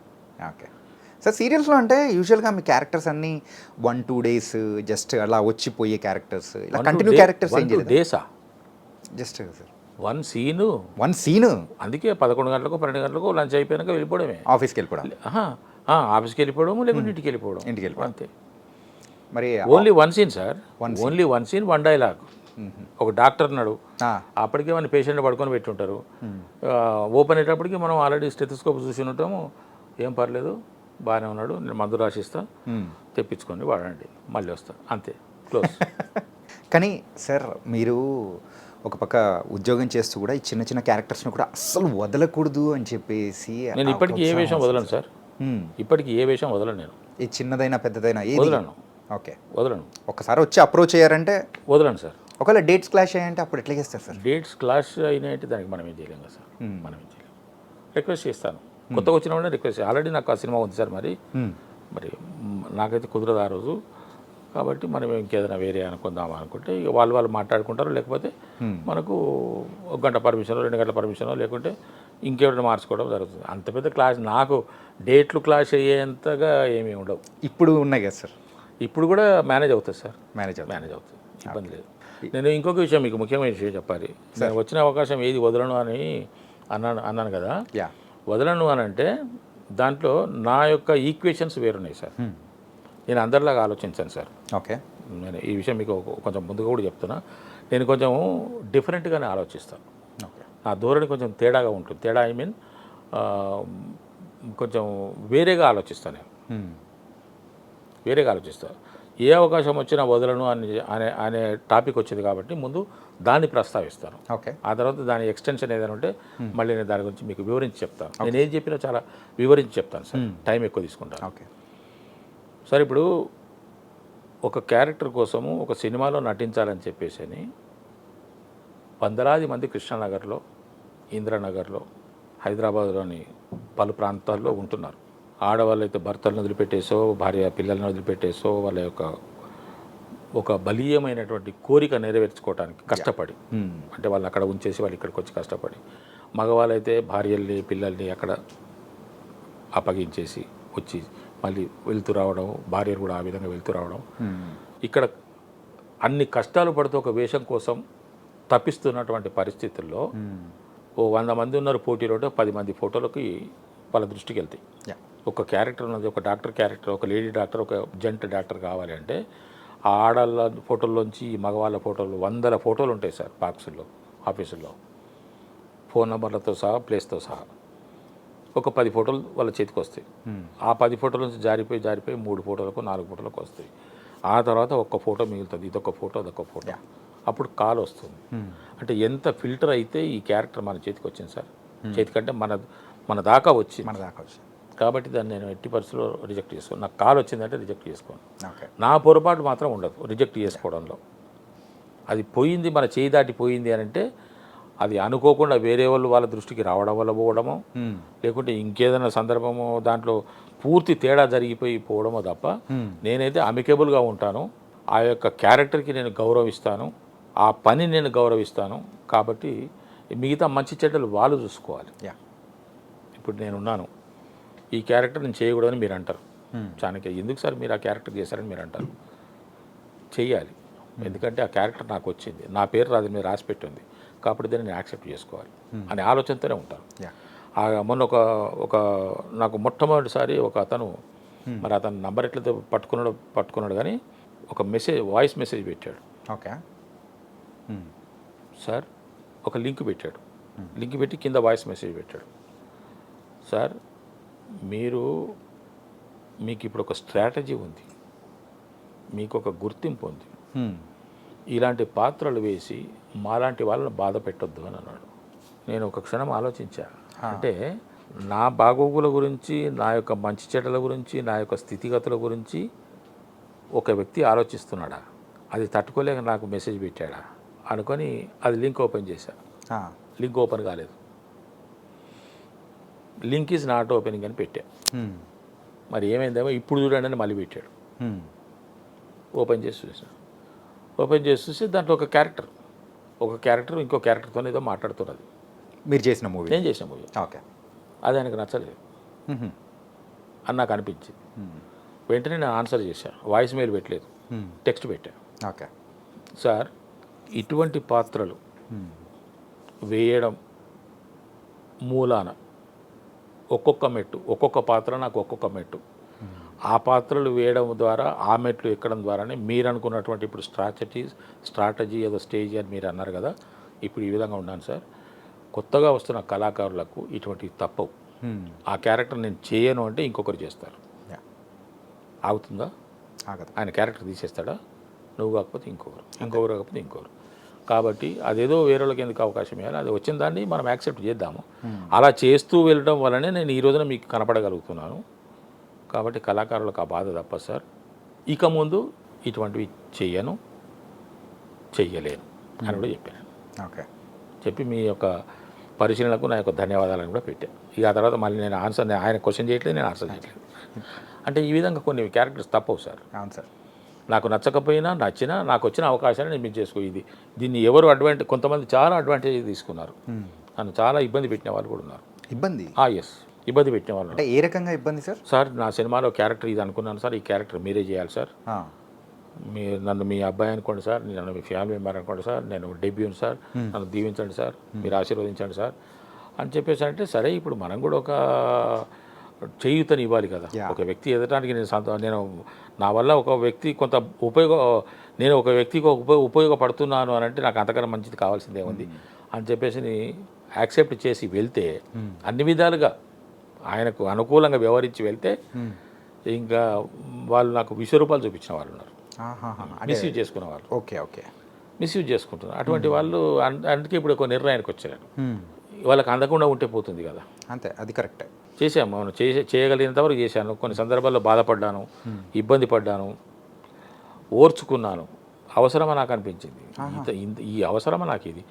కొన్ని సినిమాలు చేసిన తర్వాత నాకు పేరు వచ్చిన తర్వాతనే. ఇది రీసెంట్గా ఇప్పుడే రిలీజ్ అయింది ఆ మూవీ. అవుతాయా? అవ్వవు కదా, అవ్వవు అవి అవ్వవు. వాళ్ళ తృప్తి కోసం వాళ్ళు చేస్తుంటారు, డబ్బులు వేస్ట్. అది మనం అనలేము కదా. అవకాశం వచ్చింది, మనతో అతను ఉపయోగపడుతుంది అని అనుకుంటున్నప్పుడు చేద్దాంలే అని అనుకున్నాం. మనం ఎంతో అడిగినాం, వాళ్ళు కొంత ఇస్తామన్నారు, సరే చేసి వెళ్ళిపోదాం పదా అని చెప్పేసి మనము ఒక సహృదయతతోని మంచి ఆలోచనతో మనం వెళ్తే వాళ్ళు దాన్ని వేరే విధంగా అడ్వర్టైజ్ తీసుకొని డబ్బులు ఇచ్చడం చేస్తారు కదా, చేయాల్సిందే అనే మాట మాట్లాడుకురావటము. క్యారెక్టర్ అంత పెద్దగా ఉండదు, ఆ సినిమా బయటకు రాదని మనకు తెలిసిపోతుంది మనకు. అది కానీ ఎవరి తృప్తి వాళ్ళకు ఉండాలని చేస్తుంటాం. ఓకే సార్, ఇంకో ఫోటో ఉంది సార్. అంటే మన ఫ్లాష్ బ్యాక్లలో కొన్ని మాట్లాడుకున్నాం కాబట్టి ఆ లింక్లో ఉన్న ఒక ఫోటోనే. ఇది ఏ సందర్భంలో, అందులో మీరు ఎక్కడ కన్ఫ్యూజన్ మధ్యలో ఉండేది మాత్రం అర్థమవుతుంది. మీకేమనిపిస్తుంది సార్? సార్ అదే నిజంగా నో క్లూ సార్, ప్లీజ్. ఆ మధ్యలో ఉన్నది మా నాన్నగారు. ఓకే, మీరు సార్? ఆయన రైట్ సైడ్ ఉన్నది నేను, ఓకే. లెఫ్ట్ సైడ్ ఉన్నది మా తమ్ముడు. ఓకే. ఆ పోస్టర్ చూస్తే, ఆ పోజ్ చూస్తే మీకు గుండమ్మ కథలో ఎస్వి రంగారావు గారిలో ఉంటారు మా నాన్నగారు. నేను మా నాయననే మేము నాన్నగారు అనం మేము నాయన అంటాం. అవును సార్. నాయనను అంటే మా నాయన లోపల ఒక అంతర్లీనంగా ఒక కళాకారుడు ఉన్నాడు సార్. ఓకే. ఎస్, ఒక మేధావి కూడా ఉన్నాడు మా నాయన లోపల. మా నాయన చాలా తెలివిపరుడు, ఒక కళాకారుడు, మంచి చమత్కారి కూడా మా నాయన. ఆయన అట్లా దిగితే ఆ ఫోటో మేము అవి దిగిన తర్వాత ఒక 4 నెలలకు 5 నెలలకు ఫోటో వచ్చింది మా చేతికి. 4 నెలల 5 నెలల తర్వాత అప్పుడు ఆ కెమెరాతో తీస్తే వాడు ఇస్తుండే ఫోటో మనకు. దాన్ని కడగాలి అని డార్క్ రూమ్లో పెట్టి వాడు చేసి, ఆ తర్వాత రీలు దాన్ని ఏమంటారు, ఆ రీల్ నిండినాకనే వాడు కడగాలి దాన్ని. ఆ రీల్లో 36 ఫోటోలు ఉంటుండే. 36 ఫోటోలు వానికి ఎన్నో నిండాలి. ఇట్లా ఉంటుండే పరిస్థితి. అది మన ఆయన గుండమ్మ కథ సినిమా చూశారు కదా? చూశాను సార్, ఫేవరెట్. రామారావు గారు, నాగేశ్వరరావు గారు జేబుల్లో చేతులు పెట్టుకొని ఉంటే ఎస్వి రంగారావు గారు భుజం ఇచ్చేస్తారు చూడండి. అలాగే మాకు అనిపించేది. నేను అన్నా, నాయన నువ్వు ఎస్వి రంగారావు అనుకుంటున్నావు అని కూడా నేను అన్నా. ఎప్పుడు సార్ ఇది? ఏజ్లో ఉన్నారు అది నేను అంటే అది నాకు గుర్తుంది, అది 1978. అది మా తమ్ముడి పెళ్ళి. ఓకే ఓకే, తమ్ముడి పెళ్లి టైంలో. మా తమ్ముడి పెళ్ళి 1978లో మా తమ్ముడి పెళ్ళి అయింది. Nice sir. అలాగే ఇది కూడా దర్శకరత్న దాసరి నారాయణరావు గారికి నేను నా డిగ్రీ కంప్లీట్ అయిన తర్వాత నా లోపల ఒక ఆర్టిస్ట్ కావాలనే కోరిక ఉన్నది కదా, నేను నటుడిని అనేటువంటి ఆలోచన ఉన్నది కదా. మరి మనకు ఎవరు లేరు కదా. అప్పుడే దాసరి నారాయణరావు గారు కొత్త వాళ్ళని బాగా ప్రోత్సహిస్తున్నారు అన్ని రంగాల్లో, టెక్నికల్గా, నాన్ టెక్నికల్గా. ఓకే. అప్పుడు నాకు ఒక చిన్న ఆలోచన కలిగింది. దాసరి నారాయణరావు గారి దగ్గర అసిస్టెంట్ డైరెక్టర్గా పనిచేస్తే మనకు సినిమాలు చేసిన ఫీల్ ఉంటుంది, తద్వారా వేషాలు తెచ్చుకోవచ్చు ఓకే అని ఆలోచన కలిగింది. ఒక చేయుత దొరుకుతుంది నాకు, అవునవును, ఒక షెల్టర్ దొరుకుతుంది నాకు. పైగా అప్పుడు ఆయన చాలామందిని ప్రోత్సహించారు. చాలామందిని ప్రోత్సహిస్తున్నారు. నాకు ఒక పెద్ద ఆధారంలాగా అనిపించింది దాసరి గారిని. ఒక లెటర్ రాసి, అంటే మన ఏరియాలో సార్, ఇప్పుడు ఈ తెలంగాణ ఏరియాలో ఈ సినిమాలది ప్రభావము అస్సలు ఉండదు మా దగ్గర. సినిమాను ఒక వృత్తిగానో ఒక వ్యాపకంగానో తీసుకునేటువంటి కల్చర్ మా దగ్గర లేదు. మా దగ్గర ఏదో బుర్ర కథలు, హరికథలు, ఒగ్గు కథలు, ఈ జాతర పాటలు పాడుకుంటూ టైంపాస్ చేసుకోవడము, వాటినే తెల్లారులు ఆడుకోవటం అనేది జరుగుతుంది. కానీ ఏకంగా నాటకాలు వేసేసి పద్య నాటకాలు, ఈ రాగాలాపనలు చేయటాలు, దాన్నే వృత్తి చేసుకొని కొంతమంది జీవనోపాధిని కల్పించుకోవడాలు అనేవి మన దగ్గర లేవు. ఓకే. అప్పుడు నాకు దాసరి గారు ఒక ఆశాజ్యోతిలా కనిపించారు సార్ నా మనసుకి. డిగ్రీ కంప్లీట్ అయిపోయిన తర్వాత ఏం చేయాలి, నేను నెక్స్ట్ పోస్ట్ గ్రాడ్యుయేషన్ చేయాలంటే నా దగ్గర డబ్బులు లేవు. ఏదో యథాలాపంగా వచ్చి ఎంఏకు పొలిటికల్ ఎంట్రన్స్ టెస్ట్ రాసి హైదరాబాద్లో వచ్చి ఎంఏకు ఎంట్రన్స్ టెస్ట్ రాసి వెళ్ళిపోయినా. అది చాలా క్యాజువల్గా రాసిన. ఆ జీవితంలో కేర్లెస్గా రాసిన పరీక్ష అది ఒకటే. నేను క్లెవర్ స్టూడెంట్ సార్ చిన్నప్పటి నుంచి. ఓకే. నేను డిగ్రీ వరకు కూడా నేను క్లెవర్ స్టూడెంట్. హెచ్ఎస్సీలో నేను ఫస్ట్ క్లాస్. సూపర్. నాకు మ్యాథమెటిక్స్లో 99 మార్క్స్ వచ్చినాయి అవుట్ ఆఫ్ 100. ఓకే. నేను చాలా క్లెవర్. అకౌంట్స్ డిపార్ట్మెంట్లో అందుకే వర్క్ వచ్చేసింది ఏమో సార్, అకౌంట్స్ డిపార్ట్మెంట్లో పనిచేశాను నేను. అకౌంట్స్ అంటే నాకు చాలా పకడ్బందీగా ఉంటుంది. పైగా నేను అడ్మినిస్ట్రేషన్లో పనిచేశాను. అంటే కొన్ని మీరు పలానా క్యారెక్టర్కు భలే సూట్ అవుతారు సార్ అని చెప్పేసినట్లయితే అనుకుంటాము మనము. ఇప్పుడు మీరు నన్ను ఒక ఇన్స్పెక్టర్ క్యారెక్టర్కు నాకు ఒక కాకి డ్రెస్ వేయండి, నేను ఇప్పుడు బయటకు వెళ్తే అందరూ నన్ను పోలీస్ ఆఫీసర్ అనుకుంటారు. ఓకే. ఒక డాక్టర్ గెటప్ వేయండి, ఒక ఏసీ ఒక వైట్ కోట్ వేసుకొని స్టెథోస్కోప్ వేసాను, బయటకు పోతే నేను డాక్టర్ సాబ్ పోతున్నాడు అని అనుకుంటారు. కానీ సీరియల్స్లో కూడా ఒకటి పోలీస్ వేషం ఏదో వేశారు కదా. ఏది దొరికితే అది చేయడమే. పోలీస్ అనుకోండి, సర్పంచ్ అనుకోండి, అడ్వకేట్ అనుకోండి, జడ్జి అనుకోండి, డాక్టర్ అనుకోండి, పొలిటీషియన్ అనుకోండి, క్యారెక్టర్ వచ్చింది అంటే నేను వదిలేది లేనే లేదు. ఓకే. చెయ్యంది లేనే లేదు. మరి ఆ టైంలలో ఈ క్యారెక్టర్స్ చేసినందుకు రెమ్యునరేషన్లు కానీ ఏమైనా తీసుకునే వాళ్ళు? ఇచ్చారు కదా, 500 ఇచ్చేవాళ్ళు. 500 ఇచ్చారు. ఓకే. నాది ఫస్ట్ పారితోషికం 500. ఓకే. ఓకే. 500 చూసిన 500 అంటే గుర్తొచ్చింది సార్. మొట్టమొదటి నాకు వచ్చిన 500 అంటే తీసుకుపోయి మా నాన్నగారి చేతిలో పెట్టా. వావ్. నాకెందుకు రావి అన్నాడు. నా సంపాదన ఇది నేను టీవీ సీరియల్స్ చేస్తే వచ్చిన సంపాదన ఇది, నా మొట్టమొదటి పారితోషికం నీకు ఇస్తున్నాను అన్నాడు. 500 నేను ఇస్తే మళ్ళీ నేను మా ఊరు నుంచి బయటకు వచ్చి నేను డ్యూటీ చేసుకోవడానికి ఆయన వెళ్ళిపోతుంటే మళ్ళీ నాకు 1000 ఇచ్చాడు ఆయన. ఇది మా నాయనగారిదే ఉంగరం. అంటే మా నాయన ఎప్పుడు నాయంబడే ఉంటాడు. ఇప్పుడు ఎట్లా సందర్భం వచ్చింది కాబట్టి సార్, సో ఆ రింగ్ వచ్చి నాన్నగారిది సెంటిమెంటల్గా అది ఎప్పటికీ మీతోనే ఉండాలని చెప్పేసి నాన్నగారితో మీరు ఇది నా సొంతమే. కానీ ఆ వాచ్ గురించి కూడా నేను నెక్స్ట్ అడగబోతున్నా. అనిపించింది అడుగుతామో అని అనిపించింది. ఇది ఈ మధ్య ఆగిపోయింది సార్. అయితే ఈ మధ్య ఆగిపోయింది. ఇది 1981లో ఒక ఫ్రెండ్ ఇచ్చాడు నాకు. ఓకే. ర్యాడో వాచ్ 1981లో. అప్పట్లో చాలా కాస్ట్లీ వాచ్ ఇది. ఓకే. 81 అంటే ఇప్పుడు సార్ 43 ఇయర్స్ అయింది. 44 ఇయర్స్. మా ఇంట్లో కొన్ని వస్తువులు అంటే ఇంతకుముందు మనం అనుకున్నాం అకౌంట్స్ అడ్మినిస్ట్రేషన్ అన్నాం కదా, ఇవన్నీ ఒకదానికి ఒకటి లింక్ ఉన్నాయి సార్. ఒకదానికి ఒకటి లింక్ ఉన్నాయి. మా ఇంట్లో ఇప్పటికీ ఒక రేడియో ఉన్నది. ఇది పాతకాలం రేడియో. 1976లో తీసుకున్నాడు. మా తమ్ముడు తీసుకొచ్చాడు హైదరాబాద్కి వచ్చి. ఫిలిప్సో మర్ఫియో ఉన్నది ఇప్పటికీ, ఆడుతుంది. సో మొత్తానికైతే ఇంట్లో యాంటిక్ వస్తువులన్నీ భద్రపరుచుకున్నారు సార్. ఉంటాయి సార్. నేను ఇవి పాడు చేయను, పోగొట్టాను. ఓకే. అమ్ముకోను, అట్లా ఉంచేస్తాం అంతే. అయితే ఇది 1981లో మా ఫ్రెండ్ ఒకటి ఇచ్చాడు. అప్పట్లో కాస్ట్లీ వాచ్ ఇది. ఓకే. ఇది మొన్నటి వరకు ఆడింది. మొన్న ఎక్కడో ఒకసారి కొంచెం ఏదో డోర్ వేయడంలోనో ఏదో కొంచెం గట్టిగా వేయడం వల్ల మర్చిపోయి ఆగిపోయింది. ఓకే. ఇప్పుడు దీన్ని రిపేర్ చేసేవాళ్ళు లేరు సార్.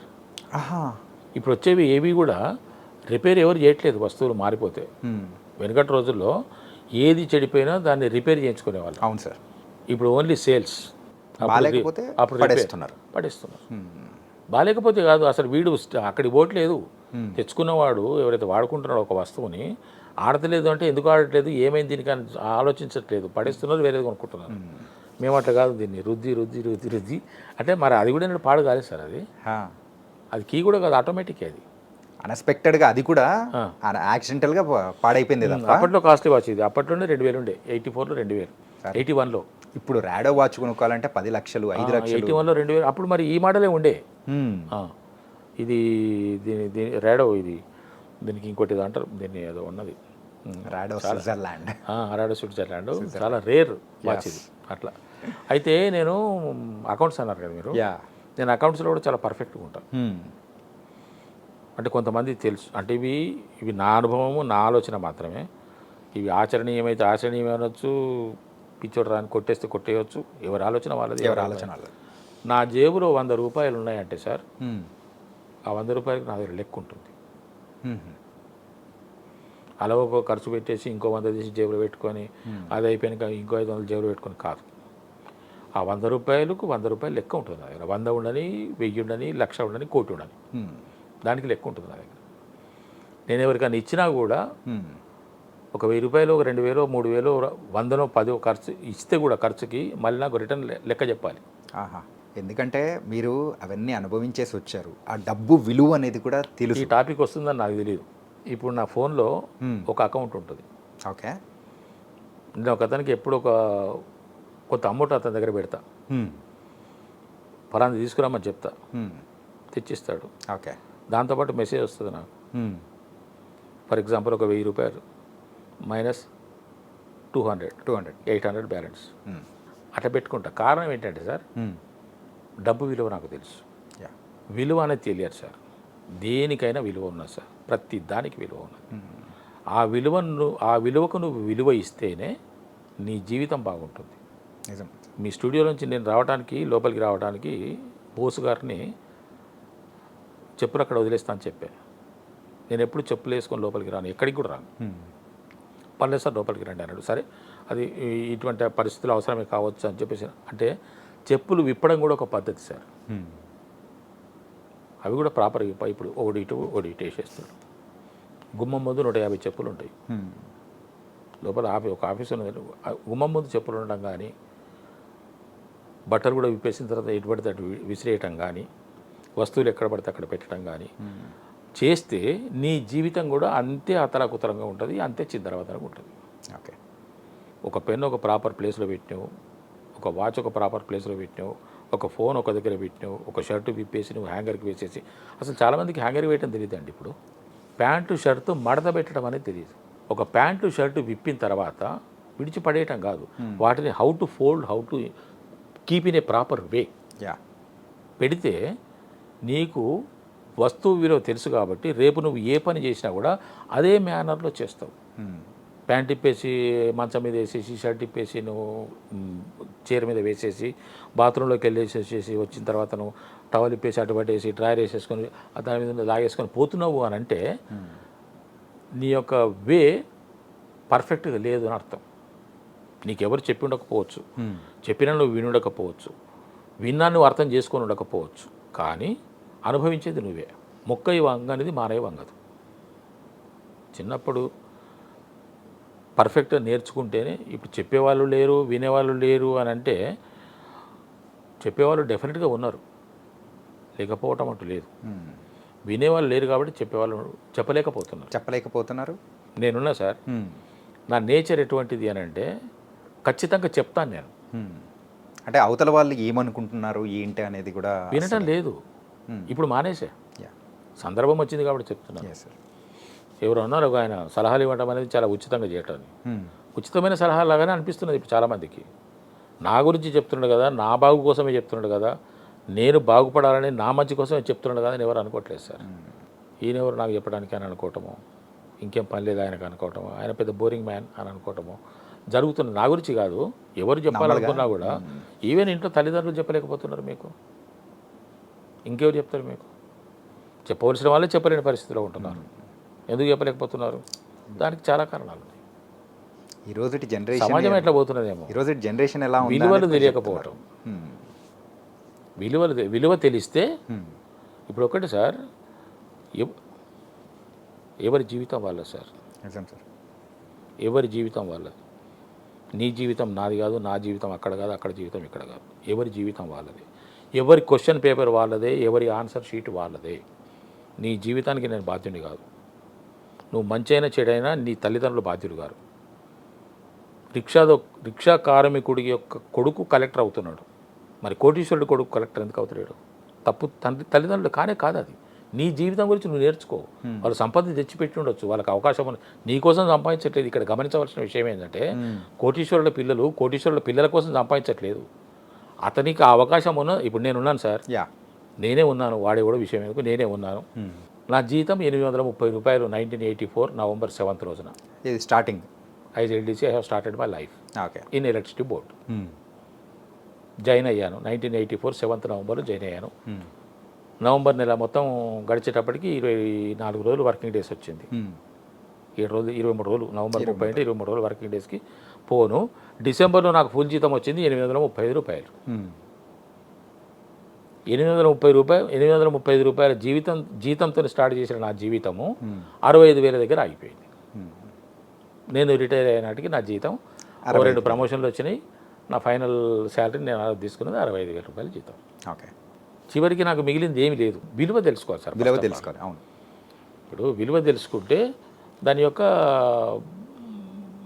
మంచి చెడ్డ తెలిసిపోతుంది నీకు. పుస్తకం చదువుతున్నామంటే చదవటం కాదు సార్, పుస్తకం చదివి దాన్ని అర్థం చేసుకోవాలి. ఒక ప్రశ్న వస్తుంది సార్, లైఫ్ ఎవరి లైఫ్ వాళ్ళదే, ఎవరి క్వశ్చన్ పేపర్ ఇప్పుడు నేను కోటీశ్వరుని, ఎవరి సంగతి ఎందుకు నా సంగతి చెప్తున్నాను చెప్పాను కదా. నేను 830 రూపాయలతో నా జీతం స్టార్ట్ చేశాను సార్. అవును. గుర్తొచ్చింది నాకు ఇప్పుడు. అటువంటి నేను ఈ రోజున లక్షలు సంపాదిస్తున్నాను అనుకుందాం. ఫర్ ఎగ్జాంపుల్, నా కొడుకు కోసం సంపాదిస్తున్నాను, నా మనవాడి కోసం సంపాదిస్తున్నా. ఎవరి కోసం సంపాదిస్తున్నాను సార్? ఎవరి కోసం సంపాదించాను? నాకు అవకాశం వచ్చింది, నేను సంపాదించుకుంటున్నా. నువ్వు తింటావేమో, నువ్వు అనుభవిస్తావేమో కదా, కానీ నీది నువ్వు కూడా సంపాదించుకోవాలి, నీది నువ్వు అనుభవించాలి. మనుషుల్లో 3 రకాలు ఉంటారు సార్. కష్టపడి సంపాదించి అనుభవించేవాడు ఒకడు, ఇతరులు కష్టపడి సంపాదిస్తే అనుభవించేవాడు రెండోవాడు, ఇతరులు కష్టపడి సంపాదించి ఇచ్చినా కూడా అనుభవించలేనివాడు మూడోవాడు. అన్నీ మనం ఏమని అల్లవా. ఇప్పుడు మూడోవాడు ఎక్కువ నడుస్తున్నాడు, విలువ తెలియక. ఎందుకంటే ఎప్పుడైనా సరే సార్, మనిషి ఏ స్థాయిలో ఉన్నా, ఏ స్థానంలో ఉన్నా, ఏ పరిస్థితిలో ఉన్నా తన మెతుకు తానే సంపాదించుకొని తినాలి. అప్పుడే అతనికి అన్ని రంగాల్లో రాణించగలడు. వినయం వస్తుంది, మంచితనం వస్తుంది, దానగుణం వస్తుంది, ఇతరుల పట్ల సానుభూతి వస్తుంది, జాలి కలుగుతుంది కదా. అవును. కాబట్టి ఇప్పుడున్న వాళ్ళందరూ కూడా చాలా విషయాలు నేర్చుకోవాలి. యథాలాపంగా వెళ్ళిపోతున్నారు. కానీ నేనేమంటానంటే సార్, ఎవరి లైఫ్ వాళ్ళదే, ఎవరి క్వశ్చన్ పేపర్ వాళ్ళదే, ఎవరి ఆన్సర్ షీట్ వాళ్ళదే. రైట్. ఎంత దయనీయమైన పరిస్థితులు ఉన్నారంటే సార్, కొంతమంది వాళ్ళ శరీరం మీద వాళ్ళకు ధ్యాస లేకుండా పోతున్నది. ఎక్కడో ఇది పర్సనల్గా కొంచెం మిమ్మల్ని వాళ్ళ జీవితం మీద వాళ్ళకు, అంటే ఈ మధ్య చూస్తున్నాము సూసైడ్ చేసుకుంటున్నారు. ఎందుకు సూసైడ్ చేసుకుంటున్నారు? మందలించిన సూసైడ్ చేసుకుంటారా? ఇంటర్మీడియట్ పిల్లలు పరీక్ష తప్పితే సూసైడ్ చేసుకుంటారా? ఎదురుగా ఏదో అడ్డొస్తే ఢీ కొట్టారా? పక్క తప్పుకోరా కదా. అంటే సమాజాన్ని చూస్తున్నారు కాబట్టి ఒక రకమైన ఆవేదనతో చెప్తున్నాను. పిల్లలు, యువకులు అందరూ కూడా సాంప్రదాయాన్ని పాటించాలి, ఆచారాలు పాటించాలి. నువ్వు ఏ జాతికి చెందితే ఆ జాతిని నువ్వు గుర్తుపెట్టుకోవాలి, నడిపించాలి సార్. కాలం మారింది కావచ్చు. ఒకప్పుడు దోతులు కట్టుకునేవాళ్ళు, ఆ తర్వాత పైజామాలు చేసుకున్నారు, ఆ తర్వాత ప్యాంట్లు వచ్చినాయి, ఆ తర్వాత ఇప్పుడు నేరో ప్యాంట్లు వచ్చినాయి, ఆ తర్వాత 5,000 6,000 పెట్టుకొని శరీరం మొత్తం కనిపించే చిల్లులు పడే ప్యాంట్లు వేసుకుంటున్నారు. ఇప్పుడు మీరు వేసుకున్న ప్యాంట్ కనుక నేను డిగ్రీలో వేసుకుంటే ఊరు మొత్తం చూసేది నన్ను. ఓకే, ఇంత గతి లేనోడా వీడు, ఇంత దరిద్రమా వీనికి, ఒక ప్యాంటు వాళ్ళ అయ్యా వీళ్ళ ఒక ప్యాంటు కుట్టిస్తాడా అనుకునేవాళ్ళు. చిన్న చిరుగు కనపడితే మాసిక వేసుకొని వస్తే అవమానంగా ఫీల్ అయ్యేవాళ్ళం సార్. లేవు కదా. అంటే ఆ విధంగా అంటే కాలం మారుతున్నది, కాలంతో పాటు మారాలి, వస్త్రధారణ మారాలి, వేషధారణ మారాలి. ఇక మనం ఎట్లా మారినా నా ఇష్టం, నా ఊళ్ళు నా ఇష్టం అనేటట్టుగానే ఉన్నది. కానీ ఎంత చెప్తున్నా కానీ ఆచరించే వాళ్ళు ఒక్కరు మారినా కానీ మీరు చెప్పే మాటలకు అది హ్యాపీ సార్ నిజంగా. వాడు పురుషోత్తముడు. ఓకే, అందుకోసమే నా బాధ. ఏ ఒక్కడు కనీసం విన్నా కూడా ఎవరు వింటారు సార్? వింటారు. ఎవరో ఒకరు వింటే సంతోషమే. ఖచ్చితంగా సార్. అంటే చెప్పాలనిపిస్తుంది సార్. కానీ ఏంటంటే సార్, ఒకటి మన దాంట్లో ఒకటి ఉంది సార్, ఏంటంటే నార్మల్ పర్సన్ చెప్పేది వేరుంటుంది, సక్సెస్ అయిన పర్సన్ చెప్పేది వేరుంటుంది. అదే, ఏదైనా కూడా చెప్పితే వినడం వేరు, చెప్పిన దాన్ని విని అర్థం చేసుకొని దాన్ని ఆలోచించి ఆచరించడం వేరు కదా సార్. అవును సార్. వినడం వదిలిపెట్టడం కాదు. పుస్తకం చదువుతాం సార్ మనం. ఒక పుస్తకం 100 పేజీల పుస్తకం ప్రింట్ అయ్యింది అని అంటే ఆ రచయిత యొక్క మనోభావం ఏ విధంగా ఉంటుంటుంది? ఒక 100 పేజీల పుస్తకం ప్రింట్ అయింది. నేను పుస్తకాలు బాగా చదువుతాను. ఒక 100 పేజీల పుస్తకం ప్రింట్ అయిందంటే నేను ఖచ్చితంగా చెప్పగలను, మీరు ఏ పుస్తకమైనా తీసుకోండి, ఏ రచయితనైనా తీసుకోండి సార్, ఒక పుస్తకం చదివారంటే మీరు తెలియని విషయం ఒకటి ఖచ్చితంగా తెలుసుకుంటారు. ఖచ్చితంగా సార్, అది డెఫినెట్గా తెలుసుకుంటారు. మీకు తెలియని విషయం దాంట్లో ఒక పదం అన్న దొరుకుతుంది మీకు. ఏవి దొరకకపోయినా ఒక పదమన్నా, ఈ పదం కొత్తగా, అరే ఈ పదానికి ఈ అర్థం ఉందా అని కూడా తెలుసు. అది చాలు, మన జీవితం ఒక కొత్త విషయం తెలుసుకున్నట్టే. సార్ ఇంత అంటే జీవితం గురించి ఇంత ఆలోచింపచేసేలా కూడా ఇంతగా మాట్లాడుతున్నారు. ఇది ఎక్కడి నుంచి స్టార్ట్ అయింది అనుకోవచ్చు? రామకృష్ణ మఠంలో అక్కడున్న నేను అనుబంధం వాలంటీర్ని రామకృష్ణ అదే మఠం. నాకు అర్థమైంది. అది కూడా అది నాకు తెలుసు. అది కూడా నాకు చాలా సంతోషం సార్. Yeah. రామకృష్ణ మఠంలోకి వెళ్ళి ఆ రామకృష్ణ మఠంలో కూర్చుంటే ఆ, నేను స్మాల్ బుక్ స్టాల్ ఉన్నది దాంట్లో. Hmm. 2 బుక్ స్టాల్స్ ఉన్నాయి. యా. నేను ఎక్కడికి వెళ్ళను, స్మాల్ బుక్ స్టాల్కి వెళ్తా. స్మాల్ బుక్ స్టాల్లోనే కూర్చొని ఉంటాను. లేదు మనం ఉదయం పూట వెళ్ళలేదంటే సాయంత్రం పూట నాకు వీలుంటే లోపలికి వెళ్తా, గుళ్ళోకి వెళ్తా. గుడగల. ఓకే. కానీ అందరు స్వాములు తెలుసు నాకు, అందరు అక్కడ వాలంటీర్లు అందరూ తెలుసు. అంటే ఏంటంటే నేను ఈ ఇప్పుడున్న ఈ పరిస్థితులు లేకముందే నేను అక్కడికి వెళ్ళా. 2020 జనవరి 1 నాడు అక్కడికి వెళ్ళాను నేను. 2020. 2020 సో ఆ అనుబంధం అనేది కూడా మీకు రామకృష్ణ మఠంతో కూడా అంటే ఏదో ఒక పాశం, ఒక బంధం లేకుంటే మనం అటాచ్ కాము ఎక్కడ కూడా. ఎస్. ఇప్పుడు రామకృష్ణ మఠం అనేది ఒక హోలీ ప్లేస్. ఆ హోలీ ప్లేస్కి నేను అటాచ్ అయ్యాను అని అంటే నాకు నా భావము అక్కడ భావము లాగింది అన్నట్టు. అదొక గొప్ప విషయమే. మరి అందరూ వాలంటీర్లు నేను వెళ్ళి చేస్తానంటే అందరూ ఒప్పుకుంటారా? ఒప్పుకోరు కదా. నాకు ఆ ప్లేస్మెంట్ దొరికింది, అనుకోని పరిస్థితుల్లో ప్లేస్మెంట్ దొరికింది. అది కూడా ఒక రూటే అట్లా. సార్ ఈ డీజే టిల్లు మరి మళ్ళీ మూవీస్కి వద్దాం. సో డీజే టిల్లు మీ లైఫ్ని కాదు కంప్లీట్గా మాకంటూ ఒక కొత్త అద్భుతమైన యాక్టర్ని కూడా ఇండస్ట్రీకి ఇచ్చింది. అది కూడా మురళీధర్ గౌడ్ గారిది. అంతకు ఆ మూవీ అవకాశం సార్ ఆడిషన్ అనేది కూడా ఇచ్చారంట కదా? దానికి కూడా ఒక చిన్న ఫ్లాష్ బ్యాక్ ఉన్నది సార్. ఫ్లాష్ బ్యాక్ అంటే లింక్ చిన్న లింక్.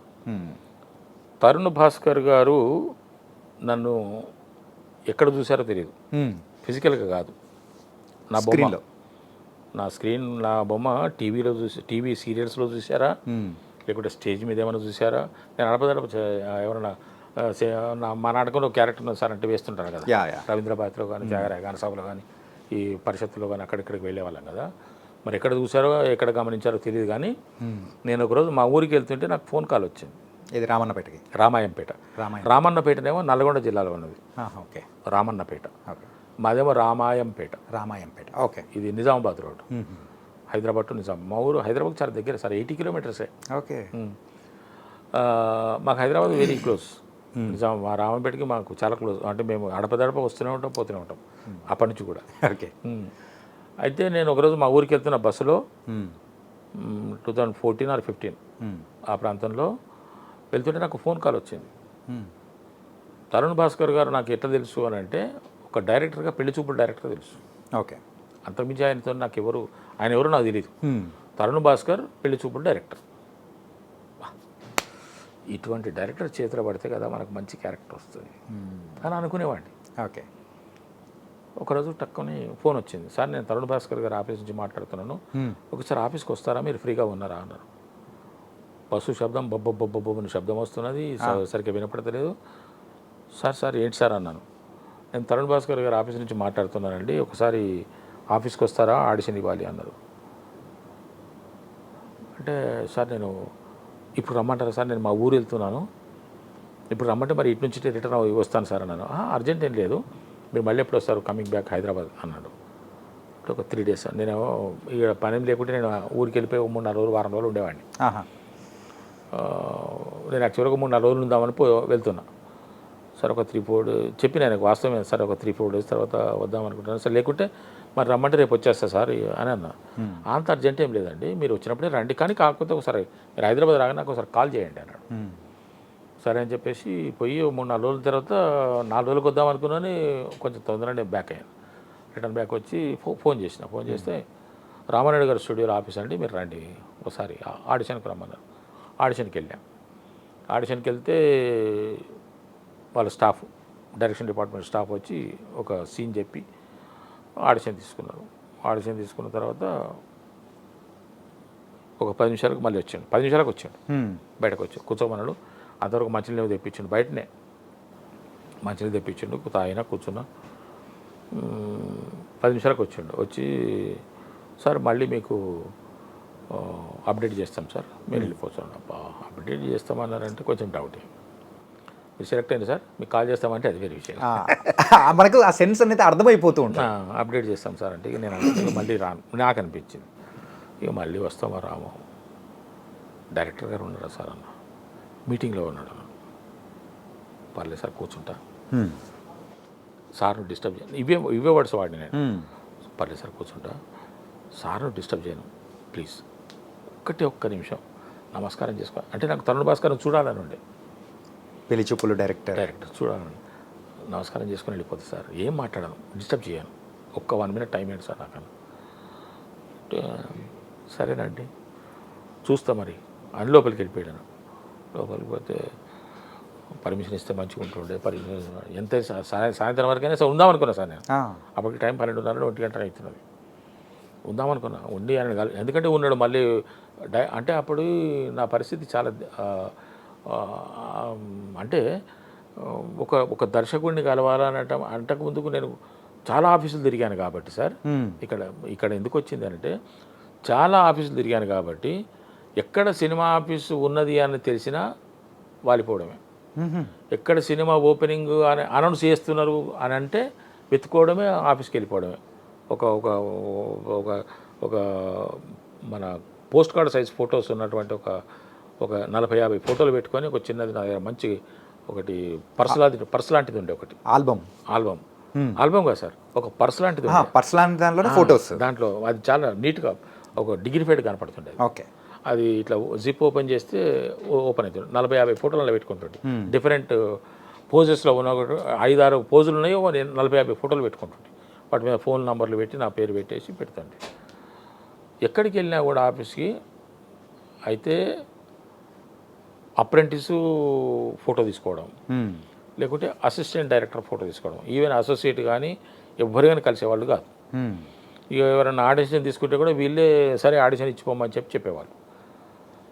వెళ్ళిన ప్రతి చోట నేను అడిగేవాడిని, సార్ ఒక్కసారి కో డైరెక్టర్ కానీ కలుస్తారు సార్, ఆయన పేరు కూడా మనకు తెలియదు, అసలు ఆ సినిమా తీస్తారా తీయరా కూడా తెలియదు, బయటకు వస్తారా రాడా కూడా తెలియదు, పెద్ద ప్రొడక్షన్ చిన్న ప్రొడక్షన్ అది తెలియదు, మనకు అది సినిమా ఆఫీసు, మనం పోవాలి, మనం ఆడిషన్ ఇవ్వాలి, ఆ డైరెక్టర్ని కలవాలి అన్నది నా ఆలోచన.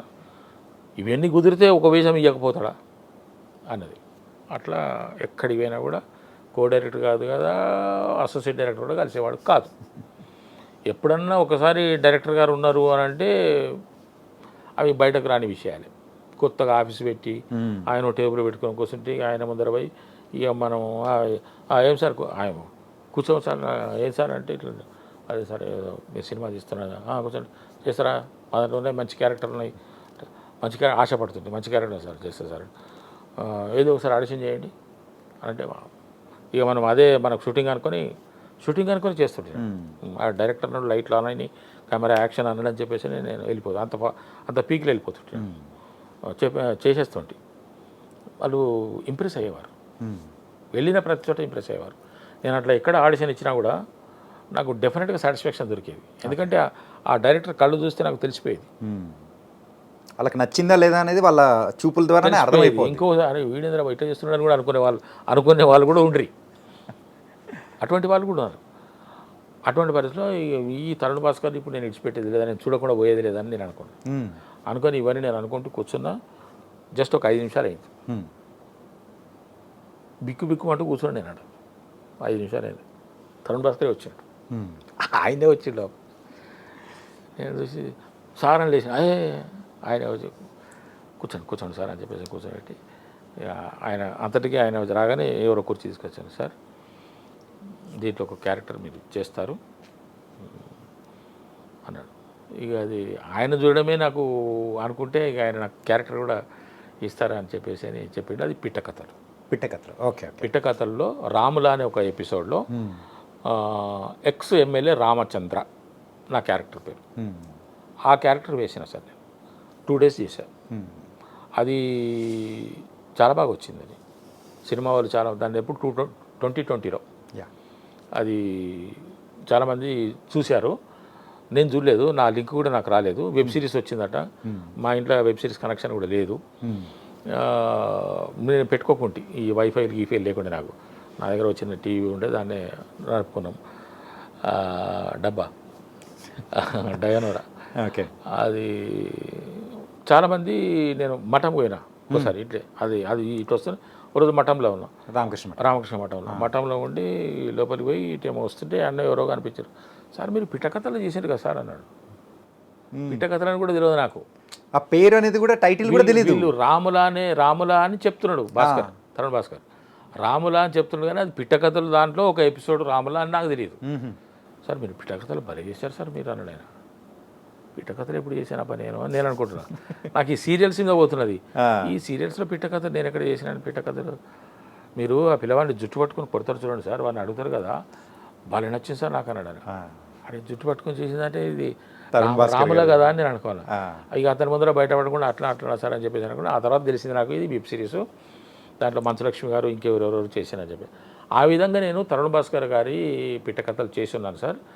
ఆ తర్వాత ఏం చేసిండు తరుణ్ భాస్కర్, ఎందుకో నా మీద ఒక రకమైనటువంటి ఆయనకు ఒక ఇంప్రెషన్ ఉన్నది. అది ఇంకా ముందు ముందు ఎంత పేలుతుందో తెలియదు, పేరుస్తాడు ఆయన నాకు తెలిసి, నేను అనుకుంటున్నా. అది నాకు చెప్తున్నది, నా మనసు చెప్తున్నది. ఎందుకంటే ఆ కీడకళలో చూస్తాంగా ఆ క్యారెక్టర్ మీకు ఉన్న దానిలో మీరు చేస్తున్న క్యారెక్టర్లో డిఫరెంట్ క్యారెక్టర్. ఆయన కొంచెం ఇప్పుడు వేరే పని మీద ఉన్నాడు. అయితే ఒక పేటిఎం యాడ్ ఒకటి చేస్తూ నన్ను పిలిపించాడు, దాంట్లో కూడా నాకు వేషం ఇచ్చాడు. ఇది అయిపోయిన తర్వాత ఇక్కడ వీళ్ళు ఇది ఆ పక్కన జరుగుతుంటే ఈ పక్కన వీళ్ళు డీజే టిల్లు కోసం వీళ్ళు ప్లాన్ చేసుకున్నారు. వీళ్ళు మొత్తం రెడీ అయిపోయింది, ready to shoot, go for shoot. అన్ని క్యారెక్టర్స్ వస్తున్నాయి, మదర్ అండ్ ఫాదర్ దొరుకుతున్నారు వీళ్ళకు. మదర్ అంటే సరే, కానీ ఫాదర్ కావాలి వాళ్ళకి ఇంపార్టెంట్గా. ఎట్లా అని అనుకుంటున్న పరిస్థితుల్లో వాళ్ళు కొంతమందిని ఆడిషన్ చేసిండ్రు. వాళ్ళకు ఒక 3-4 గ్రేడ్స్ కావాలి వాళ్ళకు. గ్రేడ్స్ అంటే వాళ్ళకు ఒక ఆ యొక్క పర్టికులర్ కావాలి. ఒక ఫాదర్ అంటే సిద్ధుకి ఫాదర్ లాగా ఉండాలి, తెలంగాణస్ లాగా బాగా చెప్పగలిగి ఉండాలి, పర్ఫార్మెన్స్ చేయగలిగి ఉండాలి. ఇవన్నీ వాళ్ళకు కొన్ని అనుకున్నటువంటి అంశాలు. ఆ అంశాలు ఉన్న వాళ్ళకు మంచి ఆర్టిస్టులు దొరికి ఉంటారు వాళ్ళకు. కానీ కొన్ని వాళ్ళకి ఎందుకో ఇంకా కావాలి అనుకున్న పరిస్థితుల్లో సిద్ధు గారు, మంచులక్ష్మి గారు, తరుణ్ భాస్కర్ గారు ఎక్కడో ఒక చోట ఒక సమావేశంలో ఉన్న సందర్భంలో సిద్ధు తరుణ్ భాస్కర్ని అడిగినట్టు తెలిసింది నాకు. ఇట్లా మా సినిమా షూటింగ్ దగ్గరికి వస్తున్నది, మన ఫాదర్ క్యారెక్టర్ దొరుకుతలేడు అని చెప్పేశానంటే అప్పుడు తరుణ్ భాస్కరు అక్కడనే టీవీ ఉంటే ఆ టీవీలోనే ప్లే చేసి నన్ను చూపించాడు. నన్ను చూపించి చూడు అంటే చూసి ఎట్లుంటాడు అని అడిగినట్టుండేమో, తీసుకోమని చెప్పినట్టుండే ఆయన. ఇక నా నెంబర్ తీసుకొని భాస్కర్ దగ్గర తరుణ్ భాస్కర్ దగ్గర నా నెంబర్ తీసుకొని నాకు ఫోన్ చేశారు. నాకు ఫోన్ చేస్తే అప్పుడు వాళ్ళు ఆడిషన్కి రమ్మంటే ఆడిషన్కి వెళ్ళాను. ఆడిషన్కి వెళ్తే వాళ్ళు 50% ఓకే చేసుకున్నట్టున్నారు. ఆ తర్వాత మళ్ళీ మేము కాల్ చేస్తాం సార్, మీరు ఈ 2-3 రోజులు ఎటైనా పోతున్నదా, బయటకి ఏమైనా పోతున్నారా ఎటైనా అంటే, లేదు సార్ ఇక్కడే ఉంటారన్నారు. ఒక 2-3 డేస్ తర్వాత మీకు కాల్ చేస్తామన్నారు. మళ్ళీ కాల్ వచ్చింది. కాల్ వస్తే వెళ్ళిన తర్వాత అప్పుడు అనుకోకుండా నాకు ఒక వేరే సినిమా వచ్చింది.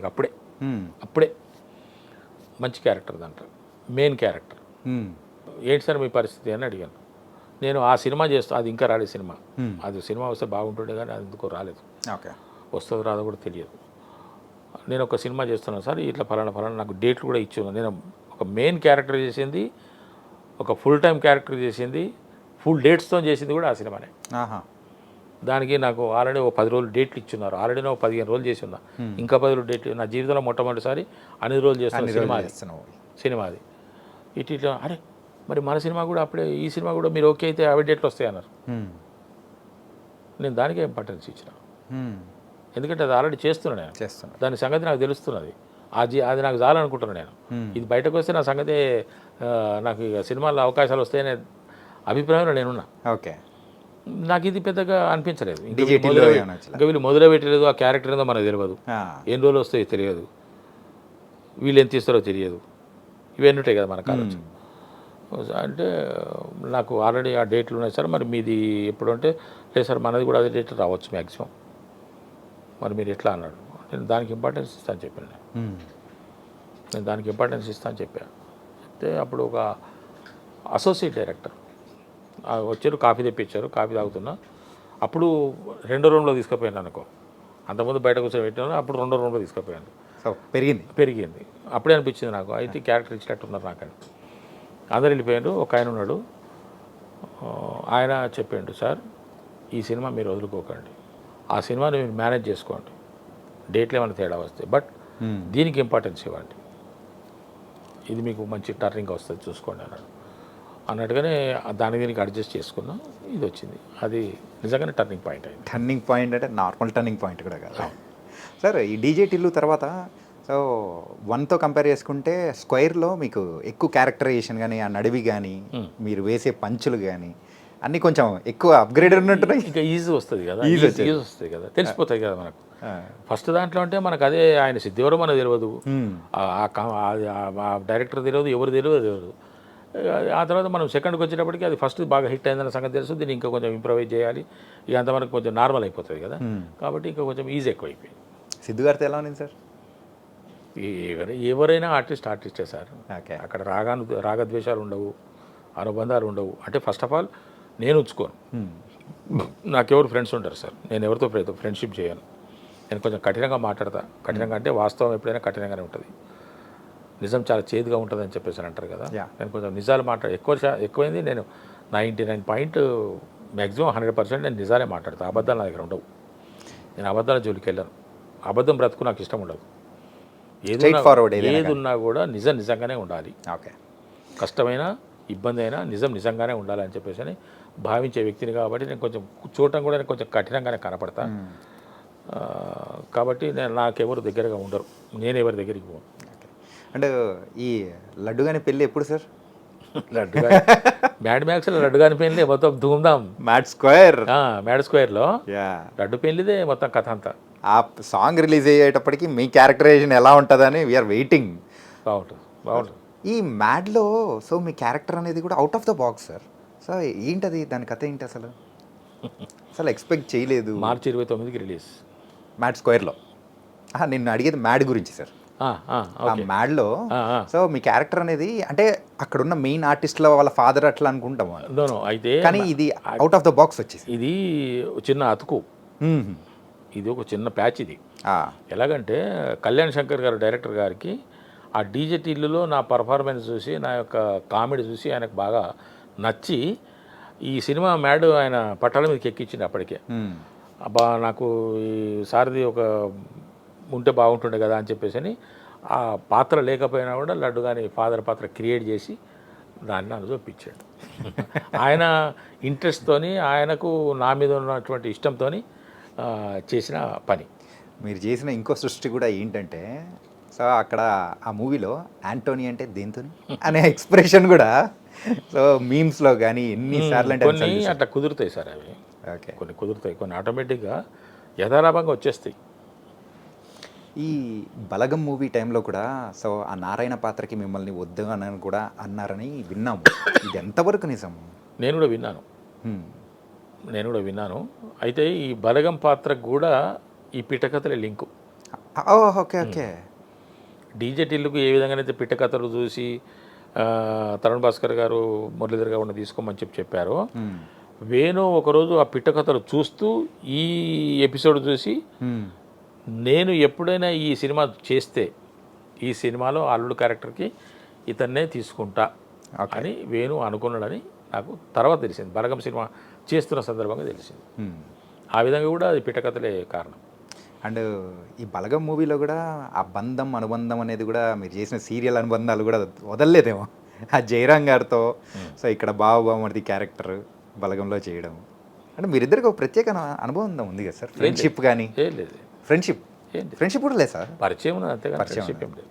ఓకే. పరిచయం ఉన్నది, తిరుగుతుంటాం కదా ఆఫీసులన్నీ, 2-3 కలిస్తే తిరగటమే కదా ఆఫీసులకు, అందువల్ల ఆ పరిచయం ఉన్నది అంతే తప్ప ఫ్రెండ్షిప్ కానీ ఇంకా వేరే లేదు. ఓకే. సాన్నిహిత్యం ఏం లేదు. ఈ సందర్భంగా నేను సరే ఈ ఇంటర్వ్యూ మళ్ళీ మనం మర్చిపోతామేమో, నేను ఈ రోజున ఈ మాత్రం కొంచెం పేరు తెచ్చుకొని సినిమా రంగంలో మురళీధర్ గౌడ్ అనే ఒక నటుడు ఒక బాలకృష్ణ గారితో చేయటము, ఒకడు వెంకటేష్ బాబు గారితో చేయటం అనేది నాకైతే గొప్ప విషయం, మరవలేని విషయం, మర్చిపోలేని విషయం. ఓకే. ఒక తృప్తికరమైనటువంటి అనుభూతినిచ్చినటువంటి విషయం. దీనికి ఈ రోజున నేను ఈ విధంగా ఉండడానికి కారణం, నేను గుర్తుంచుకునే వ్యక్తులు ఇప్పటికీ ఈ రోజున ఉన్నప్పటికీ ఒక 3. ఓకే. ఒకటి తరుణ్ భాస్కర్ గారు, ఆయన పునాది వేశారు. బలగం సినిమాలో వేణుకు ఎందుకో నా మీద నమ్మకం. అన్న మీరు ఎప్పటికీ అన్న ఈ సినిమా రిలీజ్ అయిన తర్వాత మీకు ఇంకా తిరుగుండదన్న, ఆరోగ్యం ఒకటి మీరు జాగ్రత్తగా చూసుకోండి, మీరు ఒక దశాబ్ద కాలం పాటు మీరు బిజీ ఆర్టిస్ట్గా ఉంటారు అని చెప్పేసి అని ఒక ఆశీపూర్వకమైనటువంటి అభినందన తెలిపి మనసులో ఉన్నటువంటి మాటను చెప్పి, నువ్వు నాకు ఎప్పుడు కారులో కనపడాలన్నా, నువ్వు అంటే మనం నడుచుకుంటూ తిరుగుతుంటాం కదా, స్కూటర్ మీద తిరుగుతున్నాం కదా, నువ్వు ఎప్పటికీ నాకు కారులో కనపడాలని చెప్పేసి అని అన్న వ్యక్తి వేణు. అంటే దైవం మానుష రూపేనా అన్నట్టుగా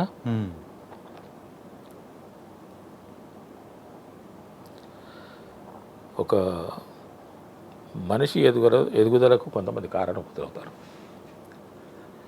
అలాగా అనిల్ రావుపూడి గారు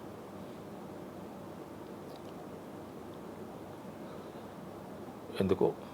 కానీ అనిల్ గారి పేరు చెప్తున్న టైంలో కూడా ఎమోషనల్ అవుతున్నారు, అది ఎందుకో ఏంటో. అసలు మీ లైఫ్లో ముగ్గురు ఇంపార్టెంట్ అని చెప్పేసి ఆ ముగ్గురు గురించి చెప్పారు, కానీ అనిల్ రావుపూడి గారి పేరు వచ్చినప్పుడు మాత్రం చాలా ఎమోషనల్ అయిపోయారు. ఇప్పటికీ ఆ కంటి తడి అనేది కూడా ఉంది. సో ఎన్ని టిష్యూస్ ఇచ్చినా కానీ అది సరిపోదు అన్నట్టు కూడా. ఇంకా ఈ ముగ్గురికి నేను రుణపడే ఉన్నా. యా, అంటే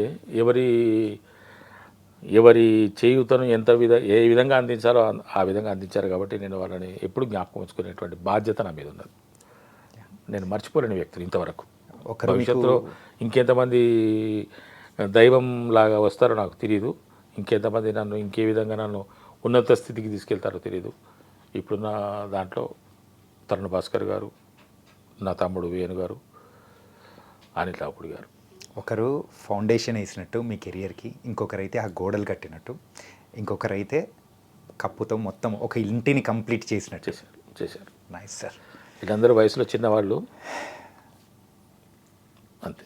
కానీ మీరు ఏ క్యారెక్టర్ చేసినా కానీ దానికి తగ్గ న్యాయం అనేది కూడా చేస్తూ, అంటే మురళీధర్ గౌడ్ అంటే ఇప్పటికీ ప్రత్యేకంగా అందరూ ప్రేక్షకుల మనసులో నిలిచిపోయే క్యారెక్టర్స్ చేస్తూ ఉన్నారు. It was very very nice. నా అదృష్టం అది. నాకు ఇంకా మంచి పాత్రలు దొరకాలి, నేను ఇంకా మంచి ప్రతిభావంతంగా క్యారెక్టర్స్ పోషించి ప్రేక్షకుల అభిమానాన్ని చూరగొనాలని, వాళ్ళ యొక్క అభినందనలు అందుకోవాలనేటువంటి తాపత్రయంలో ఉన్నా.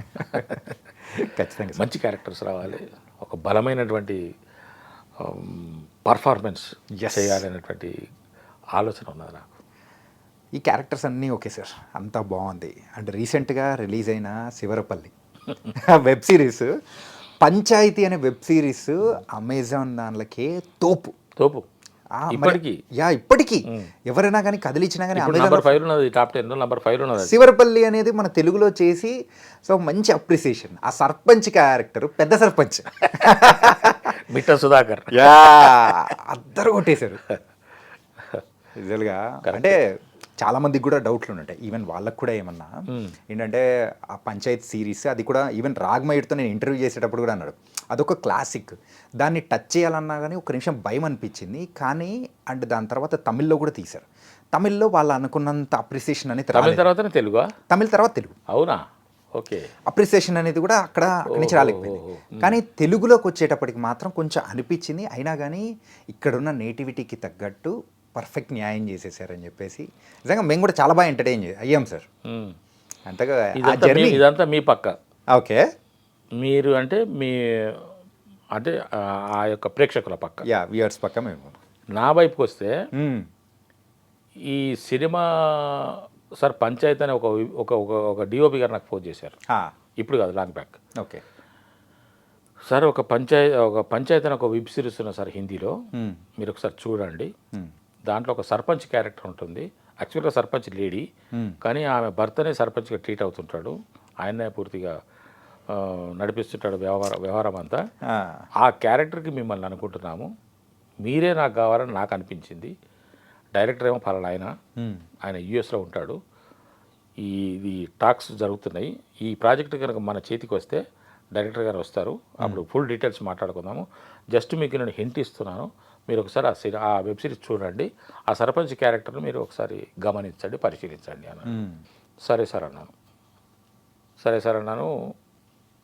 ఆన్ చేసి చూసిన పంచాయత్ అని చెప్పేసి అని వచ్చింది.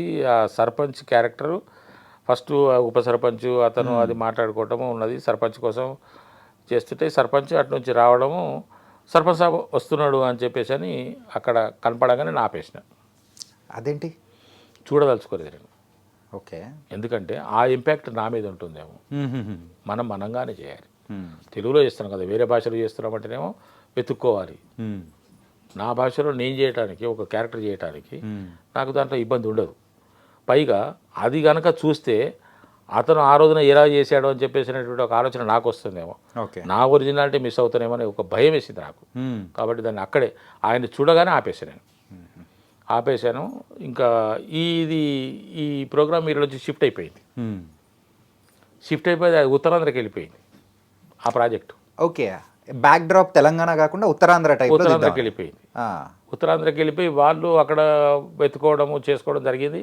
నా మిత్రుడికి ఒకరికి సర్పంచ్ క్యారెక్టర్ అని అనుకున్నారు. ఆ మిత్రుడు నాకు ఫోన్ చేసి మేము మాట్లాడుకున్న సందర్భంలో ఏం చేస్తున్నారంటే నేను అన్న ఇట్లా పంచాయతీ తెలుగులో చేస్తున్నారు, నేను చేస్తున్నాను సర్పంచ్. అదేంటి నాకు అది చెప్పింది అంటే తెలంగాణలో చెప్తే నీకు చెప్పారు, ఉత్తరాంధ్రలో నాకు చెప్పారని ఆయన అన్నాడు.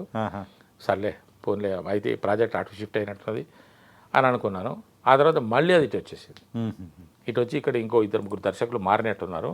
చివరికి భాస్కర్ దగ్గరికి వచ్చిన తర్వాత వాళ్ళు నాకు కాల్ చేశారు. ఓకే. కాల్ చేసి ఇట్లా సర్పంచ్ క్యారెక్టర్ సార్ ఇట్లా అని అంటే, అదేంటంటే నాకు వేరే వాళ్ళుగా చెప్పింది అని అంటే ఇట్లా జరిగిందని తెలిసింది.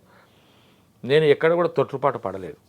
ఇప్పుడు ఆ శివరపల్లి మిమ్మల్ని ఎంత ఆకట్టుకుంటుందో, మిమ్మల్ని ఎంతగా ఆనందింపజేస్తుందో నాకు తెలియదు, కానీ నేను మాత్రం ఆ శివరపల్లిలో సర్పంచ్ క్యారెక్టర్ చేయడానికి ఎటువంటి తొట్టుపాటు పడలేదు. నాకు ఎటువంటి దాని మీద ఆలోచన కూడా లేదు నాకు. ఓకే. నా దూరంలో నేను చేసుకుంటూ వెళ్ళిపోయాను. సర్పంచ్ అంటే ఇలాగ ఉండాలి, ఇది నాకు అర్థమైన విషయమే అని చెప్పేసి చేసుకుంటూ వెళ్ళిపోయాను. కానీ చాలామంది దాన్ని చాలా అప్రిషియేట్ చేస్తున్నారు. చాలా అప్రిషియేట్. సార్ మంచి కాఫీ తాగుతున్నాం కాబట్టి ఓకే, కాఫీనేనా లేకపోతే మందలవట్లేదా సార్? కళ్ళు ఎప్పుడో ఒకసారి మా ఊరికి వెళ్తే కూడా నేను కళ్ళు తెప్పించుకొని తాగుతాను. అంటే మేము గౌడ్స్ కదా, ఇక అంతా మన వాళ్ళే ఉంటారు కాబట్టి తెమ్మంటే 1 గ్లాసు 2 గ్లాసులు అంతే. ఎప్పుడైనా అవుట్డోర్ షూటింగ్కి వెళ్తే కూడా నేను ఎక్కువ మన వాళ్ళందరూ మందుల మీద కూర్చొని తాగుతుంటే నేను కళ్ళుకు ప్రిఫర్ చేస్తాను. ఓకే. దొరికితే ఒకసారి కళ్ళు నీరను తెప్పించండి తాగుతానంటాను. ఆ విధంగా అంతే తప్ప నాకు అలవాట్లేదు. ఓకే. ఓకే. ఎందుకంటే యూజువల్గా ఇక్కడున్న నార్మల్ ట్రెడిషన్ ప్రకారము సో అలవాటు అనేది కూడా ఉంటుందేమో అని చెప్పి అప్పుడప్పుడు అనిపిస్తుంది చేసుకుందాం మనం కూడా అలవాటు అని. కానీ మరి ఈ సిగరెట్ అలవాటు కూడా నాకు ఒకప్పుడు కాల్చేవాడిని అప్పుడప్పుడు. ఇప్పుడు లేదు, అది కూడా లేదు. ఇప్పుడు ఎప్పుడైనా సినిమాకు సందర్భించి అవసరం పడితే ఒక బీటో సిగరెట్ కాల్చారు సార్ అంటే కాలుస్తారు. ఓకే. మరి దావత్ అంటే ఏం చేసుకుంటారు సార్? అది కూడా లేదు నాకు. మాంసాహారం తక్కువ, అస్సలు దాదాపు అవాయిడ్ చేసేసింది దాన్ని. ఎప్పుడో ఒకసారి అంతే, ఇష్టం కూడా ఉండదు నాకు తినాలని. ఓకే. అండ్ శివరపల్లిలో మీరు చేసిన క్యారెక్టరైజేషన్ కొంచెం సెటిల్డ్గా అట్లా అనిపిస్తుంది, కాకపోతే ఇంకా కొంచెం ఎక్స్పెక్ట్ చేయొచ్చేమో అని కూడా అనిపిస్తుంది. ఉండే అవకాశం ఉండే కానీ వాళ్ళు కొన్ని లిమిటేషన్స్ పెట్టారు. ఓకే. సార్ ఇది ఇంతవరకే ఉండాలి అని చెప్పేసి. లేకుంటే నేను కొన్ని సిచ్యువేషన్స్లో కొన్ని సందర్భాల్లో నేను కొంచెం ఇంకా బాగా చేయాలని నాకు అనిపించేది యాజ్ ఎన్ ఆర్టిస్ట్. కానీ ఆ డైరెక్టర్ గారు వాళ్ళకు ఉన్నటువంటి పరిధుల్లో మరి కొంచెం ఇది ఇంతనే ఉండాలి సార్ అని చెప్పేసి అనడం. సెకండ్ సీజన్ ఉన్నదిగా చూసుకుందాం, అప్పుడు చూసుకుందాం. అక్కడ మాత్రం లిమిటేషన్స్ ఏమి ఉండవు అని అడుగుదాం అనుకుంటున్నాను. ఎందుకంటే మన నేటివిటీ వేరు. ఇప్పుడు అది హిందీ, అక్కడ నేటివిటీ వేరు, వాళ్ళ ఆచారాలు వేరు, వాళ్ళ యొక్క వ్యవహారాలు వేరు. తెలుగులో మనకు తగ్గట్టుగా మనం చేసుకోవాలి. సిచ్యువేషన్ అదే ఉంటుంది, కంటెంట్ అదే ఉంటుంది, విషయం అంతా అదే ఉంటుంది, కానీ చెప్పుకునే విధానంలో మనం తేడా చూపించవచ్చు కదా. కాబట్టి ఆ విధంగా చేద్దామని నాకు అనిపిస్తున్నది. అడుగుతాను డైరెక్టర్ గారిని, మరి ఏమంటారు చూద్దాం. సార్ మీ ఆన్ స్క్రీన్ పేరు మాత్రం బాగుంది సార్, మీరు రూప గారు. అంటే హిట్ పేరు లాగా అట్లా సెట్ అయిపోయారు సార్ అనుకుంటున్నారు. అండ్ ఇంకా నెక్స్ట్ రాబోతున్న మూవీస్ ఏంటి సార్? ఇప్పుడు నేను కంప్లీట్ చేసిన సినిమాలో ఒక 5-6 సినిమాలు కంప్లీట్ చేస్తున్నాను. రేపు మార్చిలో 2 సినిమాలు రిలీజ్ అవుతున్నాయి, ఏప్రిల్లో ఇంకా 2 సినిమాలు రిలీజ్ అవుతున్నాయి. కొత్తగా 2 సినిమాలు మొన్న చేశాను, అవి కంప్లీట్ అయినాయి, కానీ అంటే ఇంకా పూర్తి దశలో కాలేదు. ఓకే. ఇప్పుడు నేను చెప్పిన 6-7 సినిమాలు ఫస్ట్ కాపీ రెడీ అయినాయి, రెడీ టు రిలీజ్. 2 సినిమాలు మొన్ననే కంప్లీట్ చేశాను. ఇప్పుడు ఒక 3 సినిమాలు ఈ నెలాఖరులో, ఒకటి నెక్స్ట్ మంత్లో 2 స్టార్ట్ అవుతున్నాయి. తర్వాత ఒక వెబ్ సిరీస్ కూడా మార్చిలో ఉంటుంది. మార్చిలో డేట్ కుదరకపోతే ఏప్రిల్లో. కానీ ఈ అన్ని మూవీస్లలో కల్లా అందరూ ప్రేక్షకులు మీ క్యారెక్టర్ కోసం సపరేట్గా వెయిట్ చేస్తున్నది మ్యాడ్ స్క్వేర్. దాంట్లో డెఫినెట్గా వాళ్ళ కోరిక, వాళ్ళ యొక్క ఏదైతే ఎగ్జైట్మెంట్ ఉందో 100% ఫుల్ఫిల్ అవుతుంది. 100% అవుతుంది. అడ్వాన్స్గా చెప్తున్నాను. అంటే చెప్పుకోకూడదేమో కానీ ఇది వేరే ఆలోచనతో చెప్పట్లేదు. ఇంకొక సూపర్ డూపర్ హిట్ సినిమా అది. ఓకే. Mad max. ముందు మ్యాడ్ మ్యాక్స్, ఇప్పుడు మ్యాడ్ స్క్వేర్. ఓ మ్యాడ్ మ్యాక్స్ కాస్త ఫస్ట్ మ్యాడ్ మ్యాక్స్ అనుకున్నాం, మ్యాక్సిమం మ్యాడ్ అనుకున్నారు. దాంట్లో సునీల్ గారి క్యారెక్టర్ పేరు మ్యాక్స్ అయిపోయింది. అందువల్ల దాన్ని మార్చేసి సునీల్ మ్యాడ్ స్క్వేర్ అని పెట్టారు. పైగా మాది టిల్లు స్క్వేర్ ఉంది కదా, ఇది కూడా సేమ్ ప్రొడక్షన్ కదా, సితారా ఎంటర్టైన్మెంట్స్, కాబట్టి దీనికి మ్యాడ్ స్క్వేర్ అని పెట్టారు. ఓకే. సునీల్ గారి పేరు దాంట్లో మ్యాక్స్. Okay okay. సునీల్ గారు నా కాంబినేషన్లో మీకు మంచి కాంబినేషన్స్ ఉంటాయి. రగ్గొట్టేస్తారనమాట మొత్తం. చెప్తుంటే నాకు నవ్వొస్తున్నది కాబట్టి నేను అడ్వాన్స్గా చెప్పాను. అంటే నా మనసు చెప్తున్నది ఏంటంటే, one more super duper hit cinema in my list. Lights. అంటే సార్ మీరు ఇందాక మాట్లాడేటప్పుడు కూడా ఒకటి అన్నారు, ఏంటంటే ఒక బలమైన క్యారెక్టర్ చెయ్యాలని కోరిక అని. అంటే బలమైన క్యారెక్టర్ అంటే ఏ కైండ్ ఆఫ్? అంటే ఒక పర్ఫార్మెన్స్ చేయడానికి స్కోప్ ఉన్నటువంటి క్యారెక్టర్. పర్ఫార్మెన్స్, ఆల్ ఎమోషన్స్, అన్నీ. అంటే ఒక పాత్రలో అన్ని రకాల హావభావాలు, అన్ని రకాల అనుభూతులు వచ్చే విధంగా. ఓకే. అంటే నాకు ఇదైతే నేను అత్యాశ అని చెప్పుకోవాలి, ఎందుకంటే నా స్వార్థం కోసం. అంటే ఒక మనిషి యొక్క జీవితం స్టార్ట్ అయినప్పటి నుంచి వాడు కాటికి వెళ్ళేంత వరకు ఒక క్యారెక్టర్ ఉంటే, ఆ విధంగా నేను అన్ని సంతోషాలు, విషాదాలు, దాని ఏమంటారంటే కోపాలు, ఇవన్నీ ఆవేశాలు, ఇవన్నీ చూపించుకోవచ్చు అని నా ఆలోచన. ఓకే. అటువంటి క్యారెక్టర్ చేయాలని ఉన్నాయి. కొన్ని సినిమాలు కొంతమంది చేసినవి ఉన్నాయి కదా, అటువంటి క్యారెక్టర్స్ మనం చేయాలి. తొందరలో వచ్చేస్తుందేమో. వస్తే సంతోషమే. నాకు అదొక్కటి చాలు సార్. నేను ఎన్నో సినిమాలు చేయాలనే కోరిక కూడా నాకు లేదు. పరిపూర్ణమైనటువంటి నటుడిగా, ప్రతిభావంతుడైనటువంటి నటుడిగా అంటే నా కోరిక. అంటే ఒక డైరెక్టర్ని సాటిస్ఫై చేస్తే ప్రపంచాన్ని సాటిస్ఫై చేసినట్టే. కాంప్రమైజ్ కాకుండా డైరెక్టరు, కన్విన్స్ కాకుండా డైరెక్టరు, ఆయన అనుకున్నట్టుగా వచ్చేంత వరకు వదిలిపెట్టకుండా చేయించుకునే డైరెక్టర్ను సాటిస్ఫై చేయాలనే కోరిక నాకున్నది. వస్తుంది సార్. ఎందుకంటే అంత పాత్ర పోషణ ఆ విధంగా ఉండాలి, పాత్ర శైలి ఆ విధంగా ఉండాలి. ఆ పాత్రను చూస్తే అందరూ ఆహా అనుకోవాలి. ఇవన్నీ ఆహా అని ఎట్లయితే మీరు అన్నారో మీ క్యారెక్టర్ కదా, సో అలా మేము కూడా వెయిటింగ్ సార్. Thank you. రావాలని కూడా కోరుకుంటున్నాము. Thank you sir. Before closing మన ఇంటర్వ్యూ, సో ఇంకా 2-3 క్వశ్చన్స్ ఉన్నాయి. సో ఫస్ట్ ఫ్లైట్ ఎక్కింది ఎప్పుడు సార్? ఫస్ట్ ఫ్లైట్ ఎక్కింది, దానికి కూడా చిన్న కథ చెప్తా. ఆ స్టోరీ చాలా ఇంట్రెస్టింగ్ ఉంటుంది. అంటే నేను నా జీవితంలో నేను విమానం ఎక్కగలనా నో అనుకున్నా. విమానం మనం ఎందుకు ఎక్కుతాం, విమానం ఎక్కే స్థాయి కానీ, స్తోమత కానీ, అవసరం కానీ మనకేముంటుంది అని అనుకుని చూసేవాడిని. ఒకరోజు మేము శ్రీశైలం వెళ్ళాం మా ఫ్యామిలీ. ఓకే. నేను, నా భార్య, నా పిల్లలు. పిల్లలు పడుకున్నారు. మా బంధువులు ఇంకా వేరే వాళ్ళు కూడా అక్కడ కలిశారు. వాళ్ళు ఉన్నారని చెప్పేసి అని అప్పుడు రోప్ వే కనిపించింది నాకు. రోప్ వే, ఈ దరి నుంచి ఆ దరికి రోప్ వే. సరే, ఎట్లాగో మనం విమానం ఎక్కాము, గాలిలోనైతే ప్రయాణం చేయలేము. ఇది కూడా గాలినే కదా పోయేది, భూమి మీదనైతే లేదు అది. ఈ పక్క నుంచి ఆ పక్క దాకా విమానమే, ఇదే విమానం అనుకుందామని చెప్పేసి రోప్ వేలో వెళ్ళాను సార్. నేను నిజంగా విమానం ఎక్కుతాను నేను అనుకోలేదు. ఎక్కాలని కోరిక ఉంటుందిలే కానీ విమానం ఎక్కలేనని అనుకొని అట్లా రోప్ వే మీద ప్రయాణం చేశాను నేను, నా భార్య. ఆ చివరికి వెళ్ళి ఈ చివరికి వచ్చినాం. ఓకే. అయితే విమాన ప్రయాణం ఎప్పుడు జరిగింది అని అంటే, మా తమ్ముడి కొడుకు పెళ్ళి రాజస్థాన్లో జరిగింది. అప్పుడు వెళ్ళటం ట్రైన్లో వెళ్ళి తిరిగి వచ్చినప్పుడు ఫ్లైట్లో వచ్చినాం. ఓకే. సో ఒక డిఫరెంట్ ఎక్స్పీరియన్స్.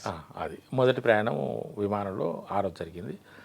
ఆ తర్వాత నన్ను విశ్వక్సేను దేశాలు దాటించాడు. దేశాలు? ఏ దేశం వెళ్ళారు? బ్యాంకాక్ వెళ్ళాం. బ్యాంకాక్ వెళ్ళారా? థాయిలాండ్ వెళ్ళాం. భాస్కర్ దమ్కి సినిమా చేసిన కదా విశ్వక్సేన్ది, దాంట్లో థాయిలాండ్ తీసుకెళ్ళాను. ఓకే. ఆ విధంగా ఇంటర్నేషనల్ ఫ్లైట్ కూడా ఎక్కాను.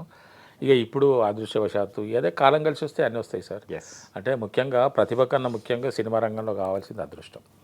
ఎంతోమంది పెద్దలు చెప్పిన మాటనే, ఆ అదృష్టం అనేది ఉంటే మిగతా అన్నీ వస్తుంటాయి.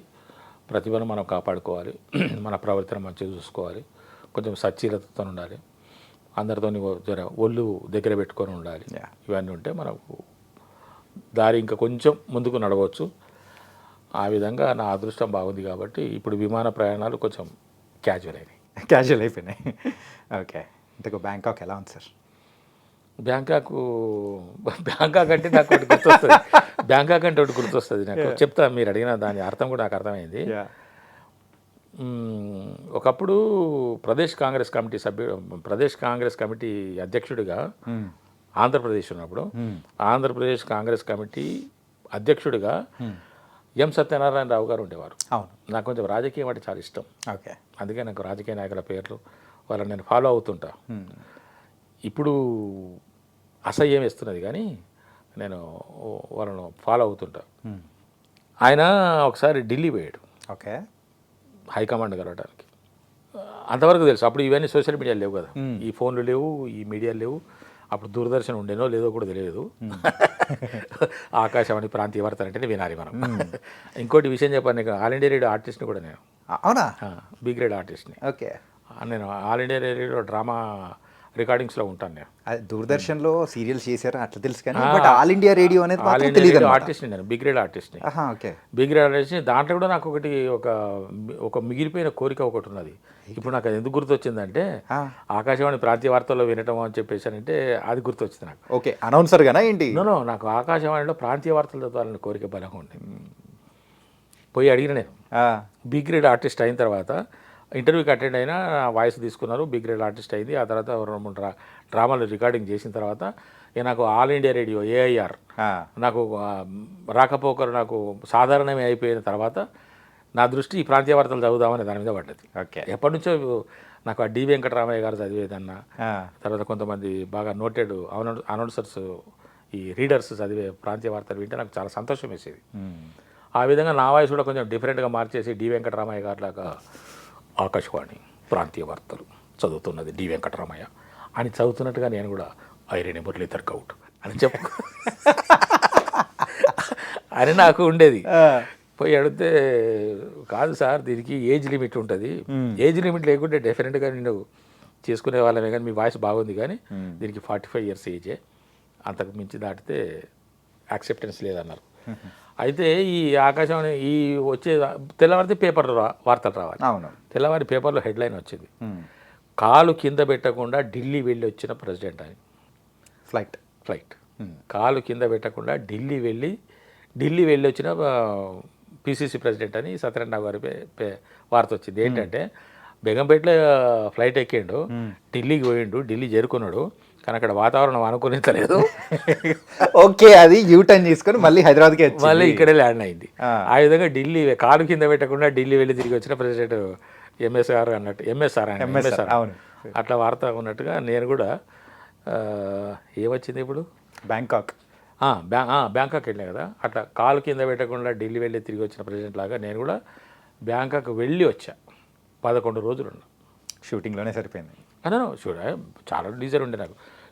సినిమా షూటింగ్లు చాలా లీజర్గా ఉంటాయి తమ్ముడు. ఓకే, మిగతా వాటి లాగా హడావుడి ఉండదు.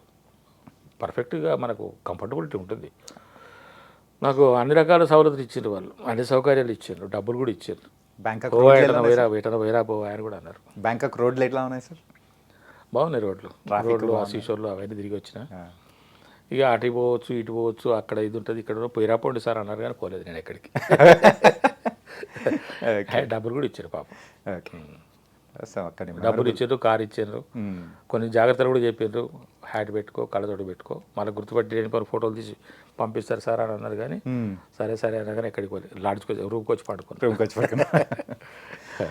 దానికి నైస్ సార్. అండ్ ఫ్యామిలీలో సో మీకంటే సినిమా వ్యామోహం అనేది కూడా ఒకటి ఉంది. అలాగే అన్న వాళ్ళకి ఏమన్నా అలాంటి వ్యామోహం కానీ అట్లా ఏమన్నా ఉందా? ఇటు సైడ్ వచ్చే ఇంట్రెస్ట్ కానీ అలా ఎవరికి ఉన్నట్టు లేదు, ఎవరికి లేదు.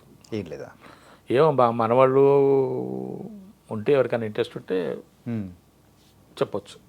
ఓకే, పెద్దన్న ఏం చేస్తారు సార్? నేనే పెద్ద ఆయన్ని. పెద్దనంటే కొడుకులు. పెద్ద అబ్బాయి అతను గ్రాఫిక్ డిజైనర్, బాచుపల్లి ఉంటాడు. ఓకే, నేను ఖైరతాబాద్ ఉంటాను. మా చిన్న అబ్బాయి మా ఊర్లో ఉంటాడు. ఓకే, మేమిద్దరం ఉంటాం ఇక్కడ. వాళ్ళు వస్తుంటారు, పోతుంటారు, మేము ఊరు వెళ్తుంటాం. మాకు కామన్ అది, హైదరాబాద్ నుంచి మా ఊరు వెళ్ళడం అనేది కామనే. ఇప్పుడు ఇప్పటి నుంచి 3 గంటలకు బయలుదేరినా అనుకో 5 గంటలకు మా ఊర్లో ఉంటా, అయిపోయా. మళ్ళీ 6 గంటలకు బయలుదేరితే 8 గంటలకు ఇక్కడ ఉంటాం. అంతే. పక్కింట్లో అంతే. ఎదురు చాలా ఈజీ. దానికి నైస్ సార్. బోల్డ్ అయిన విషయాలు సందర్భంగా నేను నా ఈ యొక్క ఎదుగుదలకి యా. మా డిపార్ట్మెంట్ వాళ్ళు చాలా సంతోషపడుతున్నారు. కానీ అంటే ఆ పర్టికులర్గా మీరు తీశారు కాబట్టి నేను ఒకటి అడుగుతాను. ఏంటంటే మీ రిటైర్మెంట్ టైంలో కూడా సో ఆ రిటైర్ అవుతున్న సందర్భంలో సో మీ హెడ్ ఎవరైతే ఉంటారో సో అది రాసేటప్పుడు కూడా ఐ డోంట్ నో కరెక్ట్ మీ గురించి కూడా ఈ యొక్క ఎంప్లాయ్ అనేది కూడా సంస్థకు ఒక అసెట్ లాంటి వాళ్ళు అని చెప్పేసి రాశారని కూడా విన్నాను. అది ఎక్కడ జరిగిందంటే నేను డివిజన్ ఆఫీస్లో పనిచేస్తున్నప్పుడు అడ్మినిస్ట్రేషన్ సెక్షన్లో నేను పనిచేస్తున్నప్పుడు మాకు క్యాజువల్ ఎవ్రీ ఇయర్ మాకు కాన్ఫిడెన్షియల్ రిపోర్ట్స్, మునుపు కాన్ఫిడెన్షియల్ రిపోర్ట్స్ అనేవాళ్ళు సిఆర్స్, అంటే ఫర్దర్ ప్రమోషన్స్కి కానీ ఇంక్రిమెంట్ రిలీజ్ చేయడానికి కానీ లేకుంటే మన యొక్క యాటిట్యూడ్కి బిహేవియర్ కాండక్ట్ ఏ విధంగా ఉన్నది అన్నది ఒక రిపోర్ట్ రాస్తాం ఎవ్రీ ఇయర్ ఇవ్వాలి. అది ఇప్పుడు రాన్నది ఏఏఆర్ అంటున్నారు, యాన్యువల్ అప్రైజల్ రిపోర్ట్ అంటున్నారు. దాంట్లో మాకు ఒక డి గారు రాశారు. ఓకే, డి గారు రాశారు, he is an asset to the administration section, very good worker, hard worker అని చెప్పి రాశాడు. కానీ ఆయనకే నాకు ఎప్పుడు టఫ్ ఫైట్ జరిగేది. అంటే ఎట్లుంటుందంటే ఒక ఆఫీసరు, ఒక సిన్సియర్ ఆఫీసర్, ఆయన ఏనాడు 90 పైసలు లంచం తీసుకొని ఎరగాని ఆఫీసర్. నా అదృష్టవశాత్తు అతను కూడా నాకు రాజకీయ నాయకుల్లో ఒక వ్యక్తిగా, ఒక సినిమా నటుడిగా రామారావు గారు ఎంత స్వచ్ఛమైనటువంటి మనిషిలా కనిపిస్తారో టి రామలింగారెడ్డి గారు అని, now is no more, TM Ramalinga Reddy గారు అని ఒక డి గారు ఉండేవారు నాకు. ఓకే, మాకు అద్భుతమైనటువంటి మనిషి, వర్క్ మైండెడ్ మనిషి, నన్ను బాగా ఇష్టపడ్డ వ్యక్తి.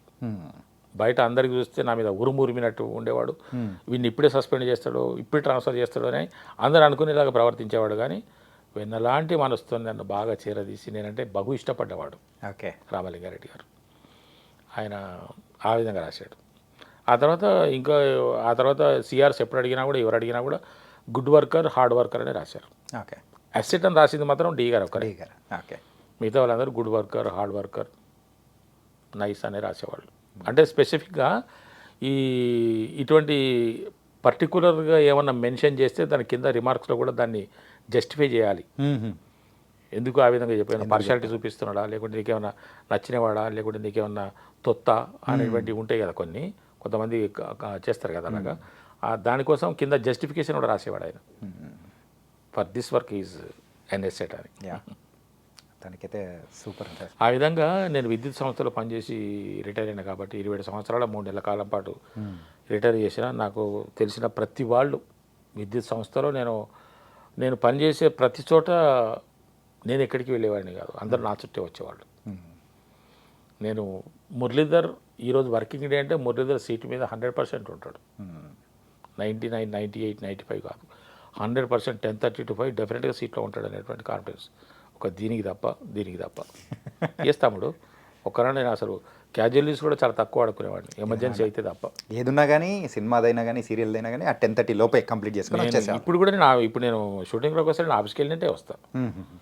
ఇంట్లో కూడా నేను ఏ షూటింగ్కి వెళ్తున్నాను, ఎటు వెళ్తున్నాను కూడా ఏం తెలియదు వాళ్ళకి, తెలియదు, చెప్పను కూడా. ఓకే, వాళ్ళు కూడా అడగరు. నేను నా పని నేను చాలా 100% నేను చిత్తశుద్ధితో చేస్తా, డెడికేషన్ అయితే చేస్తా, ఒక రెస్పాన్సిబిలిటీతో చేస్తా. ఇప్పుడు సొంత ఇల్లు ఏమన్నా ఉందన్న? హైదరాబాద్ లేదు, మా ఊర్లో ఉంది. హైదరాబాద్లో కావాలి ఒక ఇండిపెండెంట్ హౌస్ తీసుకోవాలని ప్లానింగ్లో ఉన్నారా? తీసుకోవాలి ఇక, మరి జీవితం అక్కడే గడపాలి కదా.